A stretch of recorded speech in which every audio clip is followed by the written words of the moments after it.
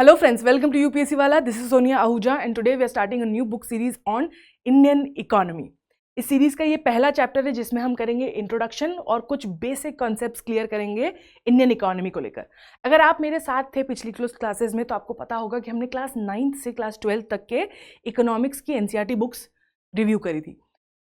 उस सीरीज़ में कुछ बच्चों का सवाल था कि मैम हमने माइक्रो इकोनॉमिक्स की बुक क्यों नहीं ली, या मैम क्या आप स्टैटिस्टिक्स की बुक कवर करेंगे। कई बच्चों का ये भी सवाल था कि मैम बहुत सारे न्यूमेरिकल्स हैं क्लास 12th की चैप्टर्स में, वो हमने क्यों नहीं डिस्कस किए क्लास में, या वो हमने क्यों सॉल्व नहीं किए। तो this series is focused primarily to UPSC.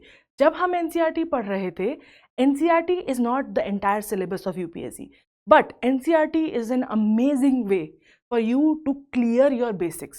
क्योंकि एकदम because it's catered to children, right? That book it's catered to a 9th class student, 10th class student. तो वो उसी point of view से concept समझाते हैं and it's amazing to understand from that point of view. However, UPSC is a little different, especially when it comes to syllabus of economics, right? We all know it's one of the most easy and scoring subjects in UPSC. आप अगर अच्छे से पढ़ो और आपके concepts clear हों तो आप बहुत बढ़िया मार्क्स लेके आ सकते हो इस सब्जेक्ट से। सो उन सब क्वेश्चंस का, उन सब इश्यूज़ का जो बच्चों ने उन क्लासेस में कमेंट किए थे, उनका जवाब एक तरीके से इज़ दिस सीरीज़, जिसमें हम सबसे पहले बात करेंगे स्टैटिस्टिक्स पे। हम उठाएंगे लास्ट 10 साल के क्वेश्चंस। हम कोशिश करेंगे ये समझने की कि किस टॉपिक से मैक्सिमम सवाल आते हैं, किस तरीके के सवाल आते हैं, राइट। हम फोकस करेंगे प्रीवियस ईयर्स के क्वेश्चंस पर। हम फोकस करेंगे प्रीवियस ईयर्स के क्वेश्चन कैसे आ सकते हैं नेक्स्ट ईयर। मींस अगर कोई क्वेश्चन 2013 में आया है on the basis of something that happened in 2012, तो हम उस सवाल को सॉल्व करेंगे 2023 के डाटा से, ताकि अगर वो सवाल वैसा या उसके जैसा सवाल 2024 में आता है तो you can answer, right. So of course there is not one book that we are going to be following. It's a book series where the most recommended जो बुक्स है इकोनॉमिक्स की उसको हमने अमेलगमेट किया है, बिकॉज हर book is written by every book is unique in their way and is written by a teacher, and every teacher have their own way of teaching and they have their own accumulated knowledge of over the period of teaching, right? And हर इंसान का समझने का और समझाने का तरीका अलग अलग होता है। इसलिए आप देखोगे कि इवन दो सिलेबस सेम है लेकिन पैटर्न अलग होता है, okay. And sometimes student feel, specially मुझे जब मैं पढ़ती थी इस सब्जेक्ट को, तो मुझे बहुत लगता था कि इस बुक में इस पैटर्न में पढ़ाया गया है और इस वाली बुक में इस पैटर्न में पढ़ाया गया है, and I used to feel like कि अगर मैं इसमें से कोई एक चूज़ करती हूँ तो I am going to like कुछ मिस हो जाएगा, और मेरे पास इतना समय नहीं है कि मैं दोनों किताबें पढ़ सकूँ। तो this book series is where we have taken all of that, all the books, and we have brought to you this synthesised version where all the topics are covered, सारे टॉपिक कवर्ड हैं, and it is in pattern that is best understood by someone who is starting economics from the very basics, ठीक है। अगर कोई ऐसा इंसान है जिसने कभी स्कूल या कॉलेज में इकोनॉमिक्स नहीं पढ़ा है, उन्हें भी ये सब्जेक्ट समझ में आ जाएगा, और हम उन सारी बुक्स को रेफर कर रहे हैं, इसलिए कोई भी टॉपिक आपको छूटा हुआ नहीं फील होगा। Before moving on, let's talk about किस तरीके के क्वेश्चंस आते हैं यूपीएससी में। This is a chart that we have created. कुल 193 क्वेश्चंस आए हैं 2011 से इकोनॉमिक्स में, राइट। एंड आपको पता है कि इकोनॉमिक्स में और किसी भी सब्जेक्ट में फॉर दैट मैटर यूपीएससी में पैटर्न आप नहीं प्रिडिक्ट कर सकते। हो सकता है किसी साल एकदम बहुत कम क्वेश्चन आए हों, लाइक इस साल सिर्फ 8 क्वेश्चन आए थे, बट देन सडनली 2015 में you are seeing question went to 18, right. So predicting is a little difficult, but we can find an average, right. एक एवरेज तो पकड़ सकते हैं। तो अगर इन सबका हम एक एवरेज बनाएं तो आप बोल सकते हो कि कम से कम 10 to 12 question are expected from this. अब उसमें भी चलो हमें पता है 10 क्वेश्चन तो आएंगे ही, ठीक है, 10 मान के चल रहे, पर अगर आपके पास कम समय है या इकोनॉमिक्स आपके लिए डिफिकल्ट है, या आपको मान लो आपने इकोनॉमिक्स पूरा कवर कर लिया but you have to revise it right before the exam, what will you focus on? उसके लिए we are going to talk about कि किन सेक्टर्स से सबसे ज़्यादा क्वेश्चन आए, राइट। तो हमने क्या किया है, इन्हीं 193 क्वेश्चंस को डिवाइड कर दिया है ऑन द बेसिस ऑफ कौन से टॉपिक से आ रहे हैं। तो आप देखोगे यहाँ पे, लेट्स सर्कल, सबसे ज़्यादा कहाँ से आए हैं 43, this it has come from banking sector. Then on the second level, we have 28 from each industry and external sector. Okay, and then basically you can rate it like this, right? Then 14, 18, 10, 11, 11. Okay, agriculture, money market, fiscal policy, human development and sustainable development, and miscellaneous. So एक तरीके से आप बोल सकते हो कि if you are ever deciding कि कौन सा चैप्टर सबसे पहले पढ़ना चाहिए, so you can actually go by this. Banking sector में से 43 क्वेश्चन आ रहे हैं, सबसे ज्यादा क्वेश्चन आ रहे हैं, तो this will be your focus. एक नॉर्मल इंसान को अगर फोटोजेनिक मेमोरी आपकी नहीं है तो you will remember 60-70% of what you have study, right? तो एक बार तो हम ये पूरा कोर्स करेंगे, बट जब हम रिवीजन करने जाएंगे then what we will do, will focus on this topic more. पहले बैंकिंग सेक्टर, फिर हम इंडस्ट्रीज और एक्सटर्नल सेक्टर पढ़ेंगे, then will focus more on agriculture, money market, physical, human development, and then if we have time will read other things, right? क्योंकि अगर आप ये strategy नहीं फॉलो करोगे तो अथाह कोर्स है, और इकोनॉमिक्स सिर्फ ओनली सब्जेक्ट नहीं है जो आपको पढ़ना है, आपको दूसरे सब्जेक्ट भी पढ़ने हैं, वो भी इक्वली अथाह हैं, राइट? तो स्ट्रैटेजी से पढ़ना बहुत इंपॉर्टेंट है, and because it is a subject where you can score something very easily, because इतना टाइम नहीं लगता. अगर आपको कॉन्सेप्ट पता है तो इकोनॉमिक्स के क्वेश्चन सॉल्व करने में इतना समय नहीं लगता है. तो this is where you have to focus on the strategy more than the syllabus itself. उसी डाटा को एक पाई चार्ट के फॉर्म में we have converted. You can pause and read. The idea here is this is miscellaneous, right? This is others, sorry not this, this is others. तो अब ये 15% तो others हो गया, लेकिन if you can cover these topics, physical policy, agriculture, external, banking, market, industry, inflation, you can pretty much do 85% of the questions that have come in last 10 years. 85% course कर देंगे by just doing these 7 topics. Okay, so strategy is most important. As I said that the book series that you are going to study with me, ये book series बहुत amalgamation होगी कई सारी किताब का. There are many referential books that exist in the market for UPSC, and each book is unique in their own way. हर book की कुछ उसमें इच्छाई है, राइट? बट जब भी मैं एक किताब पढ़ती थी और अगर मेरा फ्रेंड जो मान लो हम दोनों सेम एग्जाम दे रहे हैं, वो किसी और बुक से पढ़ता था, जब नोट्स डिस्कस करते थे तो there used to be a little bit difference, क्योंकि ही हैज़ और she has studied from a different book. And मुझे ये चीज़ बहुत एंजाइटी देती थी कि ऐसा तो नहीं है कि उसने दूसरी किताब पढ़ी तो उसका कुछ हिस्सा ज़्यादा पढ़ लिया और मेरा छूट गया. And this has been one of the worst things that I have face personally, क्योंकि ये sense of not being able to cover the syllabus और not being able to, and you don't have time to cover all these books. आपके पास इतना समय नहीं कि आप ये सारी किताबें पढ़ सको. तो best for you is to follow a teacher who is going to refer to all these books and give you an amalgamation where you're not feeling that sense of FOMO कि कुछ छूटता जा रहा है. Okay, so now you can pause and see the books that we are going to refer to. Moving on, in books को refer करके ये syllabus बनाया है. There are going to be 27 classes, and each class we are going to cover this topic. The idea behind this is, A, you're not missing anything from these books. All the topics that are given in the books are covered.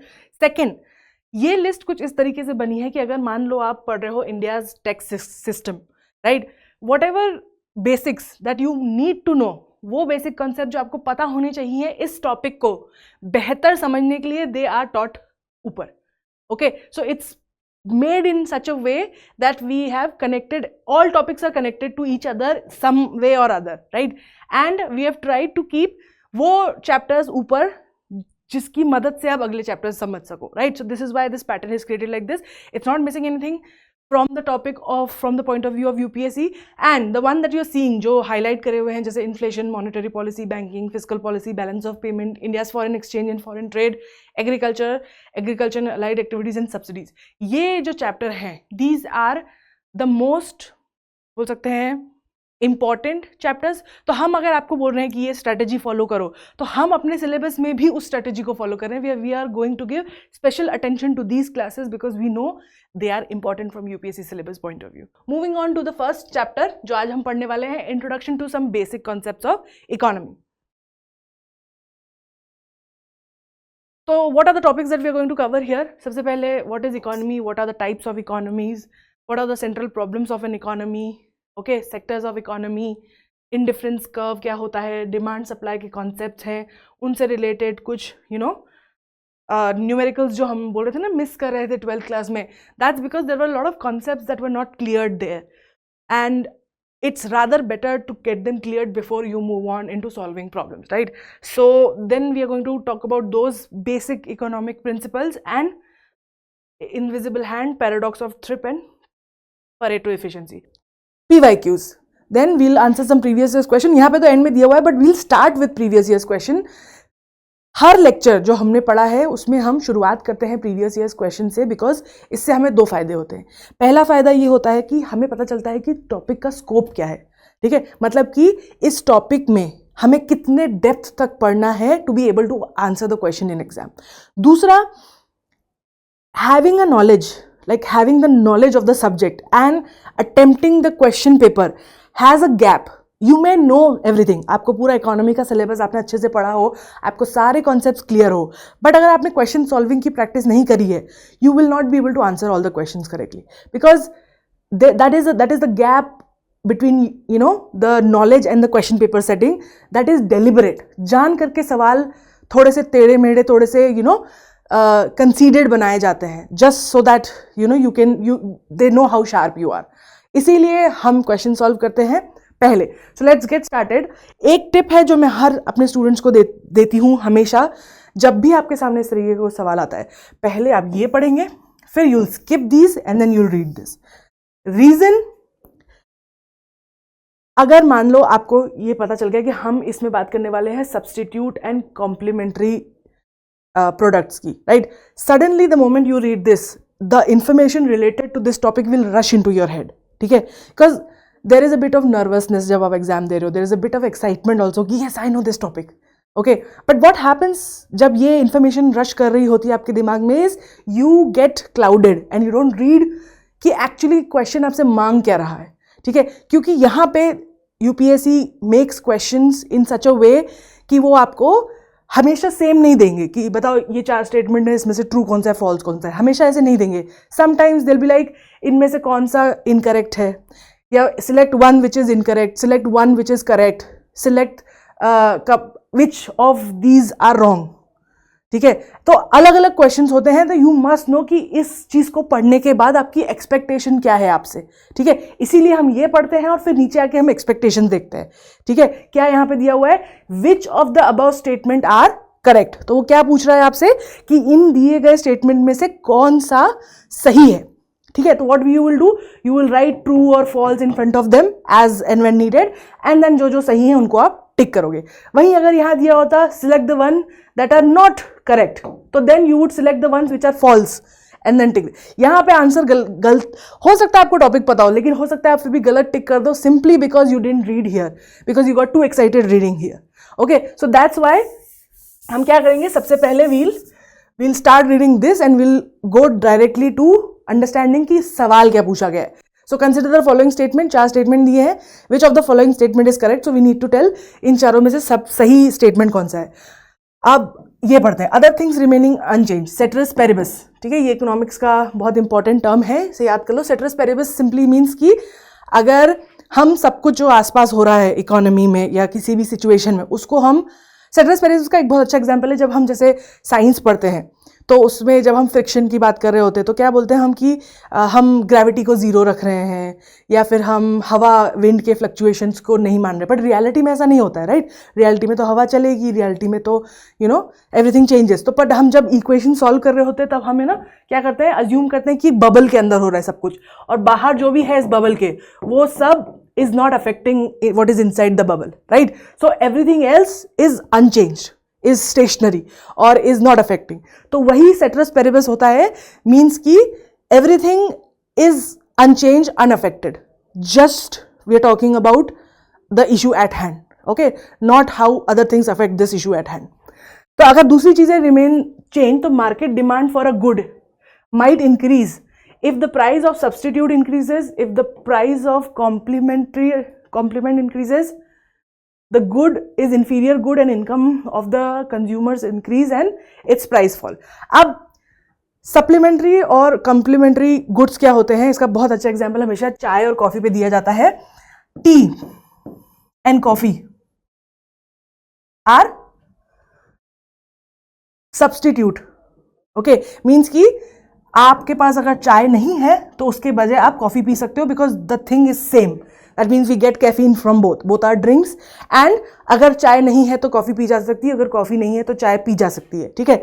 उसके अलावा जो supplementary आप बोल सकते हो चीजें होती है ना, वो ये चीजें होती है जो इनके साथ में यूजुअली इस्तेमाल की जाती है. फॉर एग्जाम्पल शुगर, मिल्क, ये जो चीजें हैं ये आप देखोगे कॉफी के साथ भी, कॉफी के लिए भी दे आर कॉम्प्लीमेंट्री, टी के लिए भी they are complementary.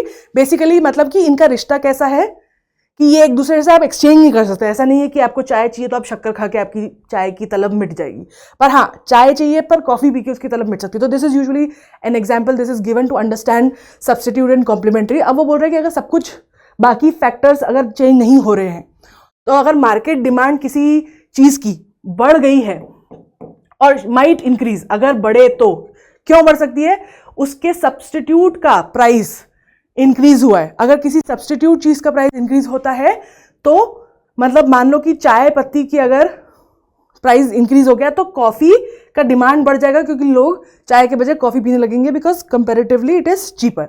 So this is true. Price of its complement increases. Complementary is the thing that is needed to drink this, right. Sugar is needed to drink tea. तो अगर sugar महंगी हो रही है तो चाय की डिमांड बढ़ेगी नहीं, घटेगी. ठीक है, क्योंकि अगर चाय महंगी, शक्कर महंगी हो रही तो लोग कम चाय पियेंगे, right. So this would be true as well. ठीक है, कि अगर प्राइस ऑफ कॉम्प्लीमेंट्री इंक्रीजेस, नहीं sorry, this would be false. Price of the complementary good अगर इंक्रीज हो रहा है तो demand for the product will not increase. The good is inferior good and the income of the consumer increases. अगर consumer की income बढ़ती है तो वो इंफीरियर गुड्स कम खरीदते हैं. ऐसा कहा जाता है, एक रूल है सोसाइटी में कि अगर लोगों की इनकम बढ़ रही है तो वो कोशिश करते हैं अच्छी चीज़ खरीदने की. मतलब कि मान लो अगर आपकी इनकम कम थी तो आप रोड साइड से सस्ते जूते खरीदते थे, लेकिन अगर आपकी इनकम बढ़ गई तो now you want to buy branded shoes, because they are better comfort, better, they long last and so on, right. They are better quality. तो अगर वो गुड जो है इंफीरियर है और लोगों की इनकम बढ़ गई है तो उसकी डिमांड बढ़ेगी नहीं, उसकी डिमांड घटेगी. Okay, so this is also false.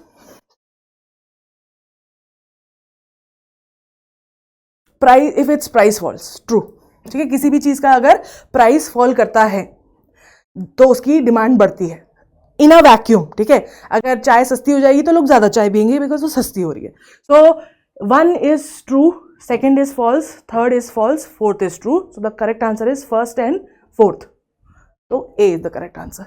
Okay, so now you have understood कि किस concept की किस depth तक हमें पढ़ना है, कौन से concept को किस तरीके से understand करना है. Okay, now move on to the next question. So the next question is, if a commodity is, sorry ये गलत है, a commodity. ठीक है, if a commodity is provided free to the public by government, then A, B, C, D, opportunity cost is 0, opportunity cost is ignored. इसमें correct option को select करना है कि विच इज करेक्ट, राइट. तो इसके लिए वी मस्ट नो कि opportunity cost क्या होती है.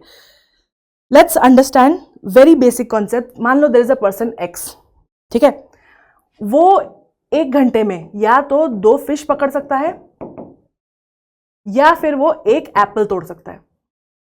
ठीक है, तो मान लो 2 फिश 15 रुपए पर फिश बिक रहा है मार्केट में और एप्पल 10 रुपए पर एप्पल बिक रहा है.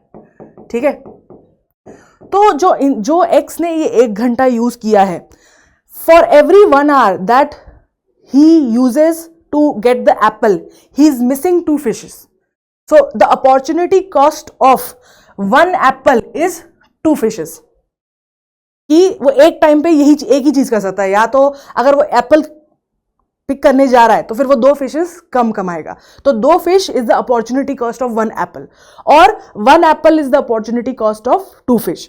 तो यूजुअली हम अपॉर्चुनिटी कॉस्ट क्यों यूज करते हैं, बिकॉज द आइडिया इज कि मान लो जैसे हमने कहा कि 2 फिश 15 रुपए की बिक रही है और 1 एप्पल 10 रुपए का बिक रहा है. ठीक है, तो it would be rather better for him to use his time collecting fish, right, because उसको 30 रुपए मिलेंगे अगर वो फिश कलेक्ट करता है, लेकिन 10 रुपए मिलेंगे 1 घंटे के अगर वो एप्पल कलेक्ट करता है। तो ये यूजुअली अपॉर्चुनिटी कॉस्ट का कॉन्सेप्ट यूज किया जाता है ये समझने में कि लोग क्या करना प्रेफर करेंगे, कौन सी जॉब करना प्रेफर करेंगे, कौन सी जॉब वो नहीं करेंगे, how do people make choices, वहां पे वी यूज अपॉर्चुनिटी कॉस्ट। तो अब सवाल देखते हैं क्या बोल रहा है कि अगर कोई कमोडिटी गवर्नमेंट फ्री में पब्लिक को प्रोवाइड कर रही है तो क्या उसकी अपॉर्चुनिटी कॉस्ट जीरो होगी? अब opportunity cost of any public good is not zero, क्योंकि ऐसा नहीं है कि पैसा नहीं लगता किसी भी चीज को करने में, राइट? अगर गवर्नमेंट आपको प्रोवाइड कर रही है पार्क या रोड या फिर हेल्थ केयर, ठीक है, तो ऐसा नहीं है कि गवर्नमेंट को उसको पैसा नहीं देना पड़ता, तो उसकी अपॉर्चुनिटी कॉस्ट जीरो तो नहीं होती है, because it cost, it's just that it's free for people, but it doesn't mean that it doesn't cost anything. Is the opportunity cost ignored? नहीं, इग्नोर भी नहीं की जाती, क्योंकि यू हैव टू प्लान। ऐसा नहीं है कि it's a small amount, you have to, somebody has to pay it, right? The opportunity cost is transferred from consumer of the product to tax paying public, correct? कहाँ से आता है इस जो भी फ्री में पब्लिक हेल्थ या public transport ये चीज़ें जो गवर्नमेंट प्रोवाइड करती है, इसका पैसा आता कहाँ से? टैक्स पेयर्स से। तो क्या होता है कि जो लोग कंज्यूम कर रहे हैं, जो इसका इस्तेमाल कर रहे हैं, उनसे हटकर अपॉर्चुनिटी कॉस्ट जो है वो टैक्स पेइंग पब्लिक पे चली जाती है, क्योंकि पैसा वहां से दिया जाता है। And the opportunity cost is transfer from consumer to the product to the government. नहीं, गवर्नमेंट नहीं उठाती, गवर्नमेंट खुद कमाती है from collecting. So the correct answer is C. So now you understood कि किस तरीके के सवाल आते हैं और किस तरीके की डेप्थ में आपको कॉन्सेप्ट समझने हैं in this book series. Okay, now let's start with the concept of economy and economics. क्या होता है economics? Is a social science focused on production, distribution, consumption and goods of services, right? हमने class 9 के first chapter में पढ़ा था कि economics, अर्थशास्त्र जो होता है, द आइडिया इज कि हमें जीने के लिए कुछ चीज़ों की ज़रूरत है, राइट? जैसे खाना, पानी, कपड़ा, मकान, है ना? और इन चीज़ों को हासिल करने के लिए पहले के समय में लोग ये सब खुद से करते थे, राइट? उनको खाना खाना है तो उन्हें तोड़ना पड़ता था जंगल में जाके, उन्हें गेहूं चाहिए तो उन्हें उगानी पड़ती थी, राइट? बट आज के टाइम में I am able to get my clothes, my food and everything that I need without actually physically doing the job of producing it. मैंने ये टी शर्ट नहीं सिली है, जो खाना मैं खाने वाली हूँ वो मैंने नहीं बनाया है, ना मैंने उगाया है, right? But I am able to get it, ताकि, और now I don't have to waste my time in these things and I can actually do something better, है ना? तो ये कैसे पॉसिबल है? हमारी बेसिक नीड्स पूरी हो रही है even when we are focusing on something else, because we have the money to pay it, है ना? हमारे पास पैसा है, हम लोगों को पैसा देते हैं, लोग उस पैसे के बदले हमें हमारी नीडफुल चीज़ें देते हैं, राइट? फिर हमें, अब मेरे पास ये पैसा कहाँ से आता है? I do a job where I work for someone, I do some job that they want and for that they pay me, and then I do the same thing with other people. I pay them and they give me food, they give me clothes and so on. So ये जो system है जिसमें हम सब लोग बंधे हुए हैं, जिसमें कहीं से हमें पैसा आता है और उसे हम कहीं और खर्च करते हैं ताकि हम एक अच्छी जिंदगी जी सकें, उस सिस्टम को इकोनॉमिक्स कहा जाता है। And economics is a social science which is, so it's focused on production, मतलब जो चीज़ें हम कंज्यूम कर रहे हैं, गुड्स एंड सर्विसेज, उसका प्रोडक्शन, उसका डिस्ट्रीब्यूशन, ठीक है? कैसे? अब मैं आज जो रोटी खा रही हूँ, मुझे क्या पता है कि वो गेहूँ कहाँ उगी है? हो सकता है पंजाब में उगी हो सकता है उड़ीसा में उगी हो, मुझे नहीं पता गेहूँ कहाँ से आ रही ना वो।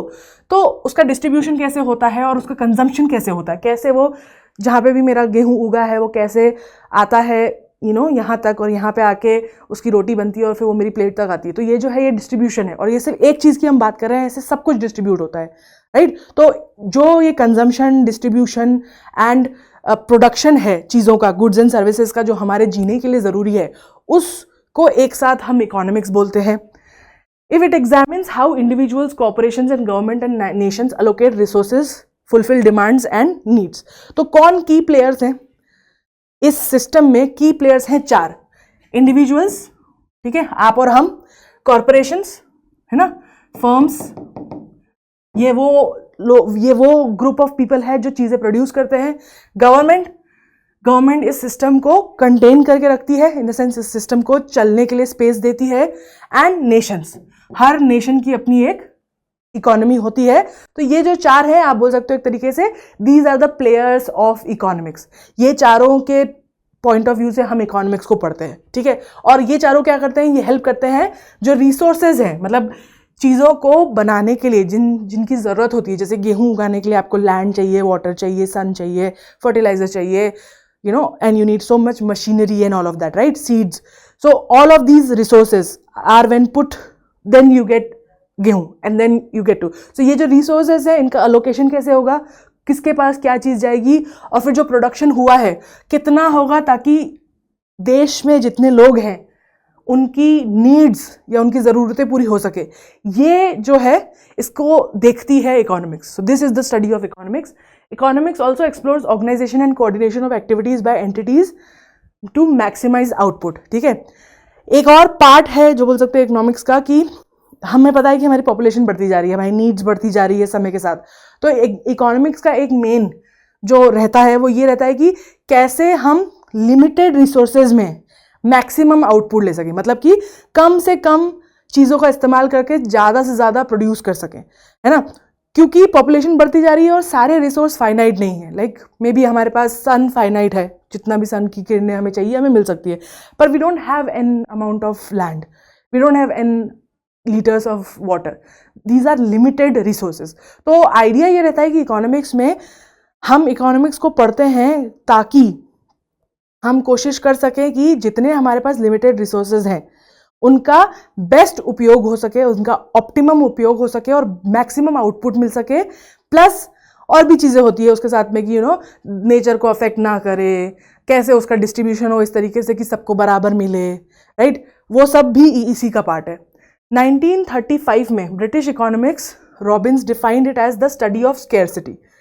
एक और तरीका है इकोनॉमिक्स को डिफाइन करने का, which is by study of scarcity. Scarcity क्या होता है? कमी, किसी चीज़ की कमी को स्कैसिटी कहा जाता है।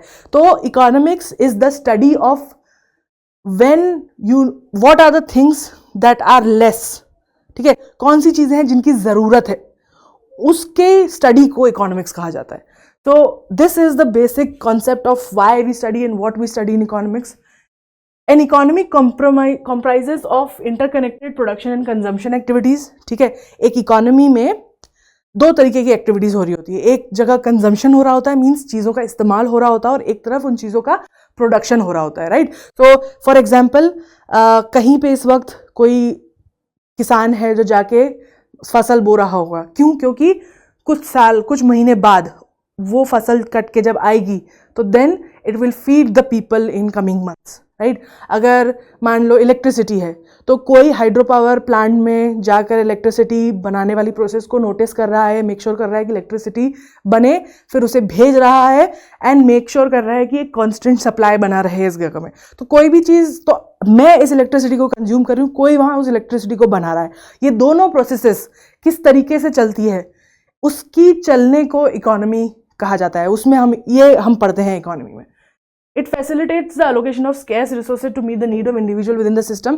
तो लिमिटेड जो हमारे रिसोर्सेज हैं उसको कुछ इस तरीके से अलोकेट किया जाए, इस तरीके से बांटा जाए कि जितने भी सिस्टम में लोग हैं उनकी जितनी भी बेसिक रिक्वायरमेंट्स हैं वो पूरी हो सके।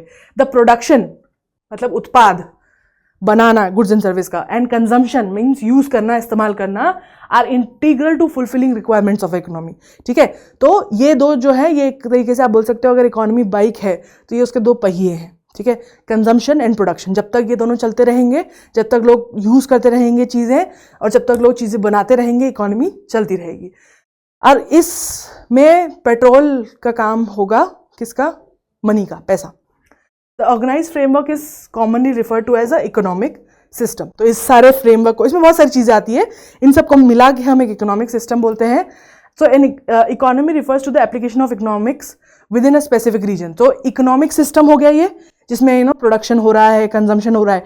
लेकिन अगर किसी हम स्पेसिफिक देश की बात करें, कोई स्पेसिफिक रीजन की बात करें, तो कि इस एरिया में जो हो रहा है उसे उस जगह की इकोनॉमी कहा जाता है। जैसे फॉर एग्जांपल इंडिया की बॉर्डर्स के अंदर जो भी इकोनॉमिक एक्टिविटीज हो रही है उसे इंडियन इकोनॉमी का पार्ट कहा जाता है, right. So similarly goes to other countries also and states also, कि अब मान लो मध्य प्रदेश के अंदर अगर जो भी हो रहा है तो वो मध्य प्रदेश की इकोनॉमी है। ठीक है, एक फिक्स रीजन है, एक फिक्स नंबर ऑफ पीपल है, उसके अंदर फिक्स प्रोडक्शन है, लोग हैं जो कंज्यूम कर रहे हैं, तो और एक सिस्टम चल रहा है, उस सिस्टम को इकोनॉमिक्स कहा जाता है। और जो सिस्टम जिस जगह पे लगता है उसे हम उस जगह को उसकी इकोनॉमी कहा जाता है। तो ऐसे हर देश की अपनी अपनी एक इकोनॉमी है। कई टाइप की इकोनॉमी होती है, market economy, non market economy and mixed economy. अब मार्केट क्या होता है, वी मस्ट अंडरस्टैंड कि अगर 3 तरीके की इकोनॉमी है, market, non market and mixed, तो वी नीड टू अंडरस्टैंड कि मार्केट क्या होता है।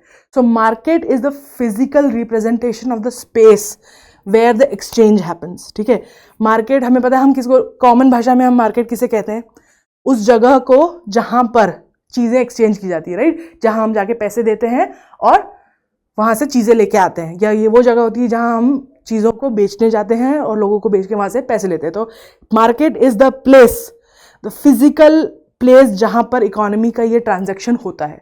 ठीक है, तो मार्केट इकोनॉमी क्या होती है, it is characterised by unrestricted competition. ठीक है, मतलब कि क्या बिक रहा है, क्या नहीं बिक रहा है, किस भाव में बिक रहा है, कब बिक रहा है, कौन खरीद सकता है, ये सब चीज़ें अगर मार्केट पे डिपेंड करती है, ठीक है, कि मार्केट में अवेलेबल है तो है, ठीक है, अगर डिमांड है, कोई लोग चाहते हैं तो लोग बेचेंगे, अगर कोई चीज़ की डिमांड बहुत कम है तो लोग नहीं बेचेंगे।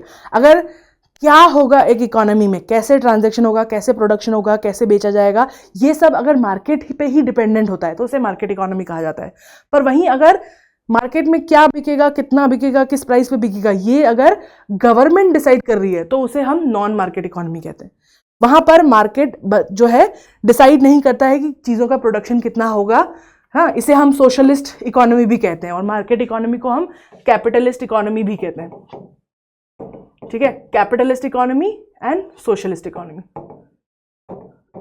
सो द आइडिया इज कि जब गवर्नमेंट अगर कंट्रोल कर रही है तो वो नॉन मार्केट सोशलिस्ट इकोनॉमी हो जाती है। अगर गवर्नमेंट अपने हाथ खड़े कर दे रही है और गवर्नमेंट बोल रही है कि जैसा मार्केट चल रहा है वो वैसा चलने दो, हम उसमें इंटरफेयर नहीं करेंगे, तो उसे हम मार्केट इकोनॉमी कहते हैं।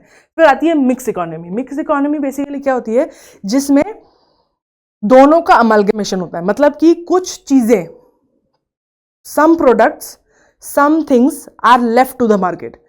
ठीक है, कि जितनी डिमांड है उतना प्रोडक्ट्स होगा, लेकिन कुछ चीज़ों को गवर्नमेंट कंट्रोल करके रखती है। ये वो चीज़ें होती है जो बेसिक रिक्वायरमेंट्स है, ये वो चीज़ें होती है जो जिसके बिना लोग जी नहीं सकते। तो गवर्नमेंट क्या करती है, थोड़ा सा कंट्रोल करती है, कंप्लीट कंट्रोल नहीं। ठीक है, गवर्नमेंट आपको नहीं बता रही है कि आप कितने एप्पल चुन सकते हो या कितनी मछली पकड़ सकते हो। ठीक है, बट गवर्नमेंट आपको एक तरीके से बता रही है कि कम से कम इतना होना चाहिए और प्राइस जो है इस रेंज में होना चाहिए। ठीक है, सो एक और जो मेन डिफरेंस होता है मार्केट इकोनॉमी और नॉन मार्केट इकोनॉमी में, which is private owned enterprises. Means कि क्या इंडिविजुअल लोग प्रॉपर्टी, मीन्स ऑफ प्रोडक्शन को ओन कर सकते हैं, राइट। जैसे कि अगर एक लैंड है, उस लैंड में से गेहूं उगता है और वो कंज्यूम होता है, तो क्या वो लैंड किसी एक इंसान का प्राइवेट लैंड हो सकता है। एक मार्केट इकोनॉमी में इट्स अलाउड। मार्केट इकोनॉमी में लोग मीन्स ऑफ प्रोडक्शन जिनसे की चीज़ें बनाई जाती है और रिसोर्सेज को, इंटरप्राइजेस को प्राइवेटली ओन कर सकते हैं। मतलब सिर्फ उनका हक है, वो कितना करना चाहते हैं, क्या प्रोड्यूस करना चाहते हैं, कैसा प्रोड्यूस करना चाहते हैं, all of that. Whereas non market activity में there are no private enterprise, everything is owned by the government. ठीक है, गवर्नमेंट डिसाइड करती है कि गवर्नमेंट लाइक आजकल हमारे यहाँ पे क्या होता है, अगर कोई खेत है तो वो किसी इंसान का प्राइवेट खेत है, राइट। बट अगर आप चाइना या नॉर्थ कोरिया जैसी जगह पे जाएंगे तो वहाँ किसी का प्राइवेट लैंड नहीं होता। आप गवर्नमेंट से वो लैंड लीज करते हो, आप गवर्नमेंट को रेंट देते हो। सारा लैंड, सारी ज़मीन, all water, air, everything, every resources of the country जो है is owned by the government. And government बताती है आपको कि तुम इस हिस्से में ये चीज़ उगाओगे, इतने क्वालिटी की उगाओगे और इसे इस प्राइस में बेचोगे। Everything is controlled by the government. So this is another biggest difference. और वही जब मिक्स इकोनॉमी की बात आती है तो वहाँ पे ये हो जाता है कि there are certain things that are owned by privately by people. कुछ चीज़ें हैं जो प्राइवेट इंडिविजुअल्स ओन करते हैं, बट पब्लिक गुड्स भी एग्जिस्ट करते हैं, पब्लिक इंटरप्राइजेस भी एग्जिस्ट करती है। मतलब कि कुछ एरियाज ऐसे होते हैं जिन्हें गवर्नमेंट कंट्रोल करके रखती है। फॉर एग्जाम्पल आप मान लो कि वेजिटेबल्स, ठीक है, vegetable market is on it self, right. Government subsidies वगैरह चलाती है, बट अदरवाइज किस बंदे को अपने लैंड में कौन सा फ्रूट, कौन सा चीज़ उगाना है, ये उसके ऊपर छोड़ दिया जाता है। ठीक है, that decision is made by it. However लेकिन one industry where no private individual can make any decision is like railway. ठीक है, कोई एक इंडिविजुअल ये नहीं बोल सकता कि यहाँ से रेलवे लाइन जाएगी, यहाँ से नहीं जाएगी, राइट। जैसे another exam is roadways buses, right. Roadways buses चलती है, ठीक है। प्राइवेट अगर बस है तो वो वहीं तक जाएगा जहाँ तक उसको पैसेंजर मिलेंगे, जहाँ उसको पता है कि इस गांव में मुझे पैसेंजर नहीं मिलेंगे वो वहाँ नहीं जाएगा। पर गवर्नमेंट जो होती है उनको लिंक करने हैं, तो इसलिए वो वहाँ से पैसेंजर ना भी जाए तो लेकिन गवर्नमेंट बस वहाँ पे जाएगी, क्योंकि गवर्नमेंट का aim is not to earn profit but to give some basic goods and services to its people, ठीक है। तो एक मिक्स्ड इकोनॉमी में दोनों कैपिटलिज्म और सोशलिज्म का एक मिक्स होता है। There is private property but there is also public enterprises. Government एकदम कंट्रोल करके नहीं रखती है, there is play of demand and supply, कि अगर कोई चीज़ बहुत ज़्यादा डिमांड में है तो उसका प्राइस बढ़ जाएगा, लेकिन एक सीलिंग और एक बॉटम गवर्नमेंट लगा के रखती है कि इस चीज़ का प्राइस बढ़ सकता है बट इससे ज़्यादा नहीं, अनअचीवेबल नहीं हो सकता। उसके अलावा गवर्नमेंट मेक श्योर करती है, रूल्स बनाती है कि कौन सी चीज़ें हैं जो इकोनॉमी में नहीं करनी चाहिए, जो गलत हैं, जो लोगों के हित में नहीं है, तो इस तरीके के रूल्स भी सेटअप करती है जिसके अंदर इकोनॉमी प्ले होती है, ठीक है। So market economy, mixed economy बीच में है। Market economy owned by private sectors, freedom to start any business, supply and demand के ऊपर सब कुछ डिपेंड रहता है। यहाँ पे कमांड इकोनॉमी या फिर नॉन मार्केट इकोनॉमी में सब कुछ गवर्नमेंट द्वारा ओन किया जाता है, गवर्नमेंट रेगुलेशंस होते हैं, प्राइस कंट्रोल भी गवर्नमेंट करती है, ठीक है। मिक्स इकोनॉमी बीच में होती है, उसमें दोनों का आधा आधा होता है। तो कुछ एरियाज ऐसे होते हैं जहां पर थोड़ा वो कैपिटलिज्म की तरफ जाती है, कुछ एरियाज में वो थोड़ा नॉन मार्केट सोशलिज्म की तरफ जाती है। नाउ अब गुड्स एंड सर्विसेज क्या होते हैं, जो हम बार बार बोल रहे हैं कि भाई we are economics is all about goods and services. So what are this goods and services? Okay, goods is चीज़ें, वस्तुएं, तो जो चीज़ आप टच कर सकते हो, जिसे स्टोर किया जा सकता है। There is a time gap between the production and consumption, मतलब कि थोड़ा सा समय लगता है उसके उगने या हासिल होने में और उसके इस्तेमाल करने में। और for example as pen, paper, fruit, rice, grains, bread, everything. Services क्या होती है? सर्विसेज ऐसी होती है जो चीज़ें छुई नहीं जा सकती। सर्विसेज जब आप बैंक में अकाउंट खोलते हो तो वो आपको जो है they allow you to keep your money there and they give you certain interest that you can not touch your account, there is no physical account, right. तो उसको, but it's a service they provide, so it cannot be touched or felt, but you understand there exists a paper trail of your account, right? They cannot be stored, क्योंकि physical existence नहीं है। तो ऐसा नहीं कि कोई अगर आप बैंक में अकाउंट खोलते हो तो आपका एक फिजिकल डब्बा है जहाँ पे आपकी हर चीज़ रखी रहती है। It exist within the entity, right? There is no time gap between the production and consumption of services, right? मतलब कि जैसे एक और एग्जाम्पल ले लो, कोई बोट सर्विस, जैसे अगर आप किसी लेक में घूमने जाते हो तो वहाँ पे बोटिंग सर्विसेज होती है। आप जाओ, पैसे दो, टिकट लो, बोट में बैठो, घुमाओ। अब ऐसा नहीं होता कि जब आप टिकट लेते हो तो फिर वो बोट बनाना चालू करता है, ठीक है। बोट ऑलरेडी बन के रखी हुई है वहाँ पे, उसमें बोट को चलाने वाला ऑलरेडी बैठा हुआ है। All you have to do is give money and take the service which is going on a boat ride, ठीक है। So there is no gap between you buying, whereas other things are, जैसे अगर आज मैं गेहूँ खरीदने जा रही हूँ तो वो गेहूँ इस वक्त नहीं उगी है, वो बहुत पहले उग के रखी हुई है, मैं आज पैसे दे रही हूँ और आज उसे ले रही हूँ, ठीक है। अगर वो उस समय नहीं उगाई होती तो वो इस वक्त मेरे पास नहीं होती खरीदने के लिए, ठीक है। तो example of such services is teaching, medical care, consultancy, tourism, banking and so on. Now let's talk about types of goods, कितने प्रकार की वस्तुएं होती है, ठीक है। There are 4 types, but they are based on 2 concepts: rivalrous and non-rivalrous, excludable and non-excludable. 4 तरीके के गुड्स होते हैं, private, club, common and public. और इन्हें समझने के लिए, इनके बीच में डिफरेंस समझने के लिए हमें 2 कॉन्सेप्ट समझने होंगे, राइवलरस एंड नॉन राइवलरस। ये शब्द जो है राइवलरस, इसमें ये कम्स फ्रॉम राइवल मतलब जिनकी दुश्मनी होती है, राइट। तो वहां से आया है ये शब्द। राइवलरस गुड्स वो होते हैं जो अगर मैंने यूज कर लिए एक बार तो वो आप यूज़ नहीं कर सकते, ठीक है। कोई और उसको यूज़ नहीं कर सकता। मान लो आप, मैंने पानी की बॉटल खरीदी 20 रुपीज़ की, खोल के मैंने पूरी बॉटल पी ली। Now no one can buy that water because it's gone, I have consumed it, ठीक है। वेयर एज नॉन राइवलरस जो होती ना, ये वो चीज़ें होती है जो अगर मैंने इस्तेमाल कर ली, इसका ये मतलब नहीं कि वो दूसरों के लिए ख़त्म हो गई। फॉर एग्जाम्पल रोड, जस्ट मान लो गवर्नमेंट ने रोड बनाया और मैं उस रोड को यूज़ कर लिया, तो इसका ये मतलब नहीं कि वो रोड ख़त्म हो गया, आपको उसको यूज़ नहीं कर सकता। हम लोग, कई सारे लोग उस रोड को कई सालों तक इस्तेमाल कर सकते हैं, तो उन्हें नॉन राइवलरस गुड्स कहा जाता है, ठीक है। फिर आता है एक्सक्लूडेबल। एक्सक्लूडेबल शब्द कहाँ से आ रहा है? एक्सक्लूड करना, नॉट परमिट करना, ठीक है, अलग करना। तो एक्सक्लूडेबल्स क्या होते हैं? ये वो गुड्स होते हैं जो सिर्फ उन लोगों द्वारा खरीदे जा सकते हैं जिनके पास उन्हें खरीदने का पैसा है। अगर आपके पास उसको खरीदने का पैसा नहीं है तो वो गुड्स आपको नहीं यूज करने को मिलेंगे and there is nothing you can do. So कुछ लोगों को इस गुड्स से एक्सक्लूड किया जा सकता है। वहीं नॉन एक्सक्लूडेबल का क्या मतलब होता है? ये कुछ ऐसे गुड्स होते हैं जिसमें भले लोगों के पास पैसा हो ना हो, उन्हें ये गुड प्रोवाइड करना ज़रूरी है। आप किसी को इस गुड्स के यूज़ करने से, कंजम्पशन से एक्सक्लूड नहीं कर सकते, ठीक है। किसी को रोक नहीं सकते इस्तेमाल करने से। फॉर एग्जाम्पल जैसे हवा, आप किसी को सांस लेने से नहीं रोक सकते, right. So that these are the two types. अब सबसे पहले आता है प्राइवेट गुड्स। प्राइवेट गुड्स क्या होते हैं? प्राइवेट गुड्स होते हैं एक्सक्लूडेबल एंड राइवलरस। मतलब क्या? प्राइवेट गुड्स वो होते हैं जो एक बार इस्तेमाल कर लिए तो खत्म हो जाएंगे और अगर आपके पास पैसा है तो ही आप खरीद सकते हो। फिर आते हैं क्लब गुड्स। क्लब गुड्स जो है वो होते हैं नॉन राइवलरस, मतलब कि एक से ज्यादा लोग कई समय तक इन गुड्स को इस्तेमाल कर सकते हैं, पर दे आर एक्सक्लूडेबल। मतलब कि अगर आपके पास पैसा है तो ही आप इस्तेमाल कर सकते हो, नहीं तो आप नहीं कर सकते हो। Example road toll roads, wifi, ये सब चीजें जो होती है आप सबके लिए अवेलेबल है, लेकिन only if you have money, ठीक है। उसके बाद आते हैं कॉमन गुड्स। अब कॉमन गुड्स जो होते हैं ना, दे आर राइवलरस, मतलब कि ये ऐसे गुड्स हैं जो लोग एक बार इस्तेमाल करें तो वो खत्म हो जाते हैं। For example fresh water and coal.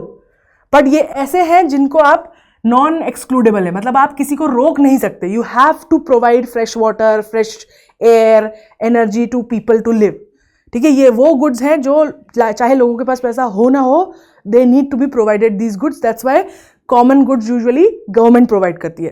Then public goods. Public goods क्या होते हैं? ये नॉन राइवलरस होते हैं, मतलब कि जस्ट बिकॉज मैंने इस्तेमाल कर दिया इसका ये मतलब नहीं है कि खत्म नहीं होंगे। और दूसरा ये नॉन एक्सक्लूडेबल होते हैं, मतलब कि अगर मेरे पास पैसा नहीं है तभी भी वो चीज़ मुझे प्रोवाइड होगी। तो पब्लिक गुड्स जैसे नेशनल डिफेंस, आप भले टैक्स देते हो या ना देते हो, तभी भी national defence will work to protect you. और just because it is protecting me doesn't mean that it will not protect you. तो पब्लिक गुड्स जो होते हैं वो नॉन राइवलरस होते हैं और नॉन एक्सक्लूडेबल होते हैं। तो ये चार तरीके के गुड्स एग्जिस्ट करते हैं।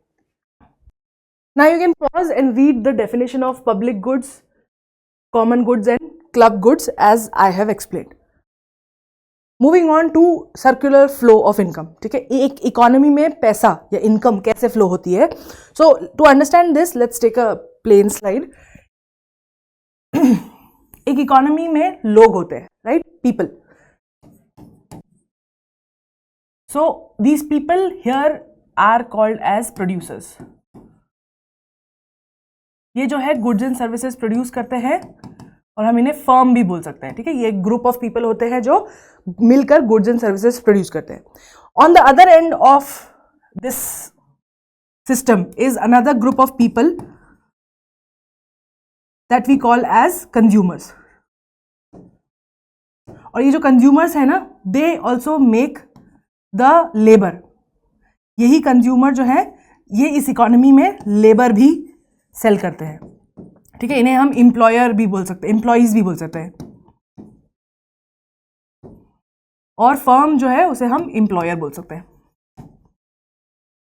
तो these are the two groups of people that exist in an economy, है ना। एक तरफ आपके वो लोग हैं जो चीजें प्रोड्यूस करते हैं और वो फर्म चलाते हैं और वो एम्प्लॉयर होते हैं, लोगों को एम्प्लॉय करते हैं।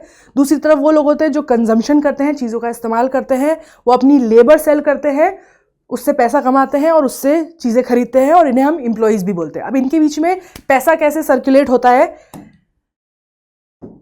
जब कोई प्रोड्यूसर कोई कंज्यूमर को चीज़ बेचता है, सेल गुड्स एंड सर्विसेज, उसके बदले जो कंज्यूमर है वो प्रोड्यूसर को क्या देता है? प्राइस, ठीक है। कोई भी चीज हम खरीदते हैं तो उसके लिए हम पैसे देते हैं, right. When we buy water of bottle और गेहूं और whatever we buy, we give money, right. So producer जो है वो जो भी गुड्स एंड सर्विसेज प्रोड्यूस कर रहा है वो उसे सेल कर रहा है कंज्यूमर्स को, और कंज्यूमर उसके बदले उन्हें पैसे दे रहे हैं। ऑन द अदर साइड ये प्रोड्यूसर जब चीज कोई प्रोड्यूस कर रहा है तो किस चीज का इस्तेमाल करता है? Means of production, sorry, means of production. ये वो चीजें हैं जो रिसोर्सेज हैं जिनका इस्तेमाल करके चीजें बनाई जाती है। पर मीन्स ऑफ प्रोडक्शन में आती है एक और चीज, other than land, capital, we also have labour. ठीक है, इसे लोगों की जरूरत है, लेबर की जरूरत है ये प्रोड्यूस करने के लिए। तो क्या करते हैं ये लोग, इन ही लोगों को जो कंज्यूमर है उन्हें हायर करते हैं फॉर अ जॉब, है ना, काम करने के लिए हायर करते हैं, और ये एम्प्लॉय अपनी लेबर सेल कर रहे हैं। ठीक है, labour can be physical as well as mental, है ना। तो ये एम्प्लॉयज यहां सेल कर रहे हैं, उसके बदले ये जो फर्म है या एम्प्लॉयर है ये एम्प्लॉयज को सैलरी दे रहे हैं, है ना। And this whole system is what we call as economy. अब इस इकोनॉमी में इनकम यानी कि पैसा कैसे फ्लो होता है? दो तरीके से फ्लो होता है। जब कोई कंज्यूमर कोई प्रोडक्ट खरीदता है प्रोड्यूसर से तो उसको पैसे देता है, और जब ये प्रोड्यूसर किसी की लेबर खरीदता है तो उसे सैलरी देता है। This is the flow of income. So as you can see here, circular flow of income is a model of economic which represents the concepts of economic exchange in simple terms. ठीक है, कि money और goods and services कैसे exchange होती है opposite direction में। तो एक तरफ है हाउस होल्ड, ठीक है, household is where the consumers are, where the people who we called employees are, people who sell their labour, this is where they are. And then business firm, this is where the producers are, this is where the employers are, this is where the people who own means of production and who use resources to produce, they exist here. Okay, उनके बीच में क्या होता है? Change होता है। ये यहाँ से लेबर सेल करते हैं, इसके बदले उन्हें वेजेस, प्रॉफिट, रेंट दिया जाता है, और जो हाउस होल्ड है वो कंज्यूम करते हैं, तो वो कुछ खर्चा करते हैं कंज्यूम करने के लिए, और उनके बदले ये goods and services are given to them. So this is the flow of income in an economy. ऐसे पैसा फ्लो होता है, और जब तक लोग कंज्यूम करते रहेंगे तब तक इकोनॉमी चलती रहेगी, जब तक लोग प्रोड्यूस करते रहेंगे तब तक इकोनॉमी चलती रहेगी। अगर कोई भी इसमें से एक चीज़ रुक जाती है तो फिर इकोनॉमी का चलना मुश्किल हो जाता है। मतलब कि अगर, इसीलिए हम देखो, आप जब भी हम इकोनॉमी की बात करते हैं तो हम अनएम्प्लॉयमेंट रेट, जीडीपी, इन सब की बातें करते हैं। क्यों? These are basically the way we see कि ये सर्कल चल रहा है कि नहीं चल रहा है। ठीक है, क्योंकि अगर कम लोग अपनी लेबर सेल कर रहे हैं मतलब उनके पास कम पैसा होगा, राइट, क्योंकि उनको नहीं मिलेगी सैलरी। अगर उनके पास कम पैसा है तो वो कम पैसा खर्चा करेंगे, अगर वो कम पैसा खर्चा करेंगे तो प्रोड्यूसर्स के पास पैसा नहीं आएगा चीज़ें प्रोड्यूस करने के लिए। तो जब तक ये साइकिल चल रहा है, इन सब इवेंट्स का होना ज़रूरी है। इसीलिए हम कॉन्स्टेंटली चेक करते हैं हर कुछ महीनों में, हर ईयरली, कि भाई कितना अनएम्प्लॉयमेंट है, कितना जीडीपी बढ़ रहा है, कितना टर्नओवर हुआ है। Why do we use these words? This is because this shows us the speed of the economy, कि किस तरीके से इनकम फ्लो हो रही है इकोनॉमी के अंदर। Now, an economy is a system that examines activity happening around us and analyzes the principles to provide people with means to work and earn. ठीक है, तो इकोनॉमी में क्या होता है? लोग काम करते हैं और पैसा कमाते हैं, फिर उन पैसों को जो है यूज करते हैं चीज़ों को खरीदने के लिए जो उन्हें चाहिए। तो क्या होती है economic activities? Production, consumption and capital flow. Production is जब कोई प्रोड्यूसर, ठीक है, means of production, land, labour, capital, इन सब का इस्तेमाल करके कुछ प्रोड्यूस करता है, गुड्स एंड सर्विसेज, उसे हम प्रोडक्शन बोलते हैं। जब कोई लेबर बेच के पैसे कमाता है, ठीक है, अर्न, और फिर इस कमाए हुए पैसे से वो बाय करता है ये गुड्स एंड सर्विसेज, ठीक है, एंड उसे कंज्यूम करता है, उसे हम कंजम्पशन बोलते हैं। एंड कैपिटल फॉर्मेशन इज जब लोग, जो कैपिटल फॉर्मेशन इज जितना हम पैसा कमाते हैं उतना तो हम खर्चा नहीं करते हैं ना, people always save a little, right?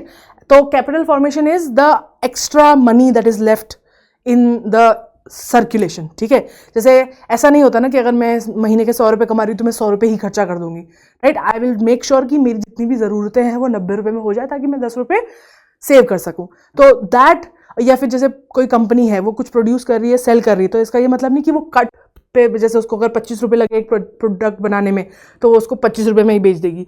वो प्रोडक्ट अगर 25 रुपये बनाए तो वो उसको 30 रुपये में बेचेगी ताकि उसको ये 5 प्रॉफिट हो सके। उस प्रॉफिट में से it will sort of create a wealth that again is used to make the circle of income flow more in the economy. ठीक है, तो कैपिटल फॉर्मेशन के बारे में हम और पढ़ेंगे. नाउ स्कैरसिटी जो शब्द है, अब वी आर जस्ट बेसिकली इनको डिफाइन कर रहे हैं. स्कैरसिटी मतलब कमी, किसी चीज की कमी होने को स्कैरसिटी कहा जाता है. तो scarcity refers to the restricted supply. Supply मतलब किसी चीज़ का कितनी अवेलेबल है खरीदने के लिए, यूज़ करने के लिए, उसे सप्लाई बोलते हैं. तो अगर किसी चीज़ का सप्लाई रिस्ट्रिक्टेड है, मतलब कि लिमिटेड अमाउंट एग्जिस्ट करता है उस कमोडिटी का, तो उसे हम स्कैरसिटी बोलते हैं. And the primary goal of studying economics to utilise scarce resources for optimal efficiency. कि जो चीज़ें economic basically the whole economics जो सिस्टम है उसमें हम बस यही पढ़ते हैं कि कैसे जो रिसोर्सेज हमारे पास स्कैरसिटी में हैं, जो चीज़ें हमारे पास कम है, कैसे हम उसका इफ़िशिएंट यूज़ कर सकें और इतना आउटपुट बना सकें कि लोग उसको आसानी से खरीद सकें. इकोनॉमिक एजेंट्स ये क्या होते हैं? These are institutions that are responsible for taking decisions in economy. Basically अगर आप बोल रहे हो कि इकोनॉमी एक बाइक है, कंजम्पशन एंड प्रोडक्शन उसके पहिए हैं, and money is the petrol that is running the show, then these institutions, economic agents, they are like the handle, because these handles are the one that sort of gives the direction to the economy कि economy किस direction में जाएगी, right? So ये institutions ऐसे decision लेते हैं, important crucial ऐसे decisions लेते हैं जिसके कारण economy को एक दिशा मिलती है कि क्या करना है, क्या produce करना है, कैसे produce करना है. तो who are these institutions? Government, bank and consumers. Government gives you that space, the vacuum जिसके अंदर economic activities होती है, right? By creating a society जहाँ पे लोग easily कोई भी business खोल सकते हैं, sell कर सकते हैं, चीज़ें produce कर सकते हैं, and quality चीज़ों की, और लोग एक दूसरे को ठीक से ट्रीट कर रहे हैं, और लोगों के पास बैंकिंग और अदर इंस्टीट्यूशन हैं जिसके थ्रू वो मार्केट में पार्टिसिपेट कर पा रहे हैं. ये सब गवर्नमेंट करता है. Bank is like the heart of economy. It is where all the money is pushed from. ठीक है, बैंक नहीं होती तो we would need a lot more cash and we would not be able to grow as much. And bank is where people go when they need money, and bank is where people save money when they have extra. So bank is like the heart of economy. And then consumers basically are people जो ये बताते हैं कि कौन से goods produce होंगे और कौन से goods important हैं, because these are the people who use these goods. ठीक है, तो अगर वो किसी चीज़ को नहीं चाहते हैं तो वो नहीं होगी. They are kind of the one who run the economy in that way. Now let's understand two types of economics. Micro economics and macro economics. इसको समझाने का बहुत अच्छा तरीका है कि दोनों के बीच में डिफरेंस क्या है. अगर किसी ने मान लो आज तक ताजमहल नहीं देखा है कभी भी, और मैं आपको बोलूँ कि एक्सप्लेन राइट ऐसे and explain Taj Mahal to this person, right? तो मान लो अगर आप ऐसे स्टार्ट करोगे तो कैसे लिखोगे? ताजमहल कहाँ पे? भाई आगरा में है, और मार्बल का है, मुमताज़ के लिए बनाया था शाहजहाँ ने, इट्स मेड लाइक दिस, उसके पास से एक रिवर जाती है, all of this, right? You will explain where physically it exist. दूर से कैसा दिखता है? 4 पिलर है, साइड में 2 रेड कलर के वो बने हुए हैं. It's suppose to be a मकबरा where people are buried, right? This is all you will explain. But then you will move on to explaining things in detail कि why Taj Mahal is famous is because of its नक्काशी. Like कि जो दीवारें हैं जो marble की बनी हुई है उसमें किस तरीके से जूल्स यूज़ करे हुए हैं, कितनी कहानियाँ जुड़ी हुई है, it is world heritage site है, और you will talk about the details of the work that is done. Now that is these both together will give you a picture of what is Taj Mahal, right? आपको दोनों explain करना पड़ेगा because without one the other one is not complete. So these two however are the two aspect of explaining a thing. वैसे ही economics में micro economics और macro economics is 2 ways of seeing an economy. Macro economics क्या होता है ना, दूर से देखता है, ठीक है, इकोनॉमी को. वो एक इकोनॉमी को एक यूनिट मानता है, सारे कंज्यूमर को एक यूनिट मानता है, सारे प्रोड्यूसर्स को एक यूनिट मानता है, ठीक है, और एग्रीगेट में बात करते हैं कि सारे टोटल इनकम देश की कितनी हुई, है ना. वेर एज माइक्रो इकोनॉमिक्स जो होता है ना वो डिटेल की बात करता है. जैसे ताजमहल की हम नक्काशी की बात करें तो वैसे ही माइक्रो इकोनॉमिक्स टॉक्स अबाउट कि भाई ये पर्टिकुलर गुड जो है ये कहाँ प्रोड्यूस हो रहा है, इसकी कितनी डिमांड है, कहाँ पे डिमांड नहीं है. हाउस होल्ड की बात करता है, इंडिविजुअल डिमांड की, इंडिविजुअल प्रोडक्ट्स की बात करता है, पूरे देश के प्रोडक्शन की बात नहीं करता है, सिर्फ एक गुड की बात करता है. तो जब हम इकोनॉमी को बहुत पास से देख रहे हैं तो उसे हम माइक्रो इकोनॉमिक्स बोलते हैं, और जब हम इकोनॉमी को एज ए यूनिट दूर से देख रहे हैं तो उसे हम मैक्रो इकोनॉमिक्स बोलते हैं. So before 1928 people use to focus only on micro economics, ठीक है। जो इकोनॉमिस्ट थे उस समय के, वो यही देखते थे कि अगर वो बस ये देख ले कि कंज्यूमर को क्या चाहिए, एक हाउस होल्ड को किस किस चीज़ की ज़रूरत है, और उसके बेसिस पे अगर हम प्रोडक्शन करें तो इकोनॉमी बढ़िया चलती रहेगी। लेकिन फिर हुआ the great economic depression in 1929। उसके बाद इकोनॉमिस्ट को एक सीख मिली, एक आइडिया, एक रियलिटी हिट हुई कि maybe we are missing something, maybe there is a aspect of economy जो हम नहीं देख रहे। We are so focused on a household that we are forgetting the larger picture of the economy, and because of that ये great depression हुआ, क्योंकि हमने as a aggregate तो बात करी ही नहीं। हम ये भूल गए कि ये हाउस होल्ड मिलकर एक इकोनॉमी बनाते हैं, और वो इकोनॉमी, अगर उस इकोनॉमी को एक चीज़ अफेक्ट करती है, कोई एक सेक्टर अफेक्ट करता है, तो बाकी सेक्टर्स पे भी अफेक्ट आता है, और ये लार्जर पिक्चर हम देखना भूल गए। So after that macroeconomics emerged as a distinct branch of economics in 1936 by the publication of John Keynes' book The General Theory of Employment, Interest and Money. तो ग्रेट डिप्रेशन के बाद इन economist ने जो है, केन्स ने ये book लिखी जिसमें उन्होंने बात करी of employment, interest and money, which sort of started as a conversation on macro economics, कि भाई maybe we need to focus on bigger things also to understand, to make sure that economy is stable, ताकि economic depression ना हो। Economic depression is basically, हमने जो ये circular देखा था इसके पहले वाली टॉपिक में, कि you know there are people who earn money, then they sell their labour by selling, by you know for the money, and then there are producers who produce goods and sell goods. तो ये जो circle है, इसमें से अगर कोई भी एक चीज़ हटा दी जाए, ठीक है, अगर सडनली एम्प्लॉयमेंट ना मिले लोगों को, सडनली बैंक के पास पैसे ना हो लोन देने के लिए, तो ये सर्कल जो चल रहा है एकदम जोर से रुक जाएगा, and this will lead to havoc. Because अगर इकोनॉमी नहीं होती तो आपको लगता है कि मैं अपना खाना खुद उगा सकती हूँ? I have never been to a field. So if today this economy stands still, I will die, because I have no other way of knowing how to get food. The only way I know is to give money and get food. So basically the idea behind understanding macroeconomics is to understand things on a larger scale. Now new ideas were introduced to address the challenges and explore the dependence among various sectors, कि जो different sectors हैं economy के, वो एक दूसरे के ऊपर किस तरीके से निर्भर हैं, ये देखना कि वो एक दूसरे को किस तरीके से अफेक्ट करते हैं, इसको पढ़ने की ज़रूरत है ताकि दोबारा ऐसा ग्रेट डिप्रेशन ना आए. ठीक है. ग्रेट डिप्रेशन वाज बेसिकली कि वो जो साइक्लिक फंक्शनिंग थी इकोनॉमी की वो रुक गई. सडनली लोगों के पास पैसा नहीं है खरीदने के लिए, चीज़ें सडनली महंगी हो जाती है, and people start dying, people start losing, they don't have jobs to do, they don't have money to spend, they don't have food to eat. That's what economic depression is. Macroeconomics analysis view of the economy as a composite of 4 sectors. Macroeconomics जो है वो एक economy को दूर से जब देखता है तो उसे 4 मेन सेक्टर दिखते हैं इकोनॉमी के. क्या है वो? firms as in the businesses that do the production, government who makes the rule under in which the economy functions, households is where the consumers and laborers are, and the external sector means एक economy के बाहर से जो आ रहा है उसे हम external sector देते हैं, क्योंकि we sell goods outside India also, we get goods from outside India also, right? So these are the 4 things. ये जो firm है ये producers हैं, ये goods and services बनाते हैं और ये means of production own करते हैं, right? And they also they buy labor. Okay, and these are household, these are consumers, these also the one who sell labor. Okay, and then government is basically like a middle person who makes sure that this exchange is fair and final.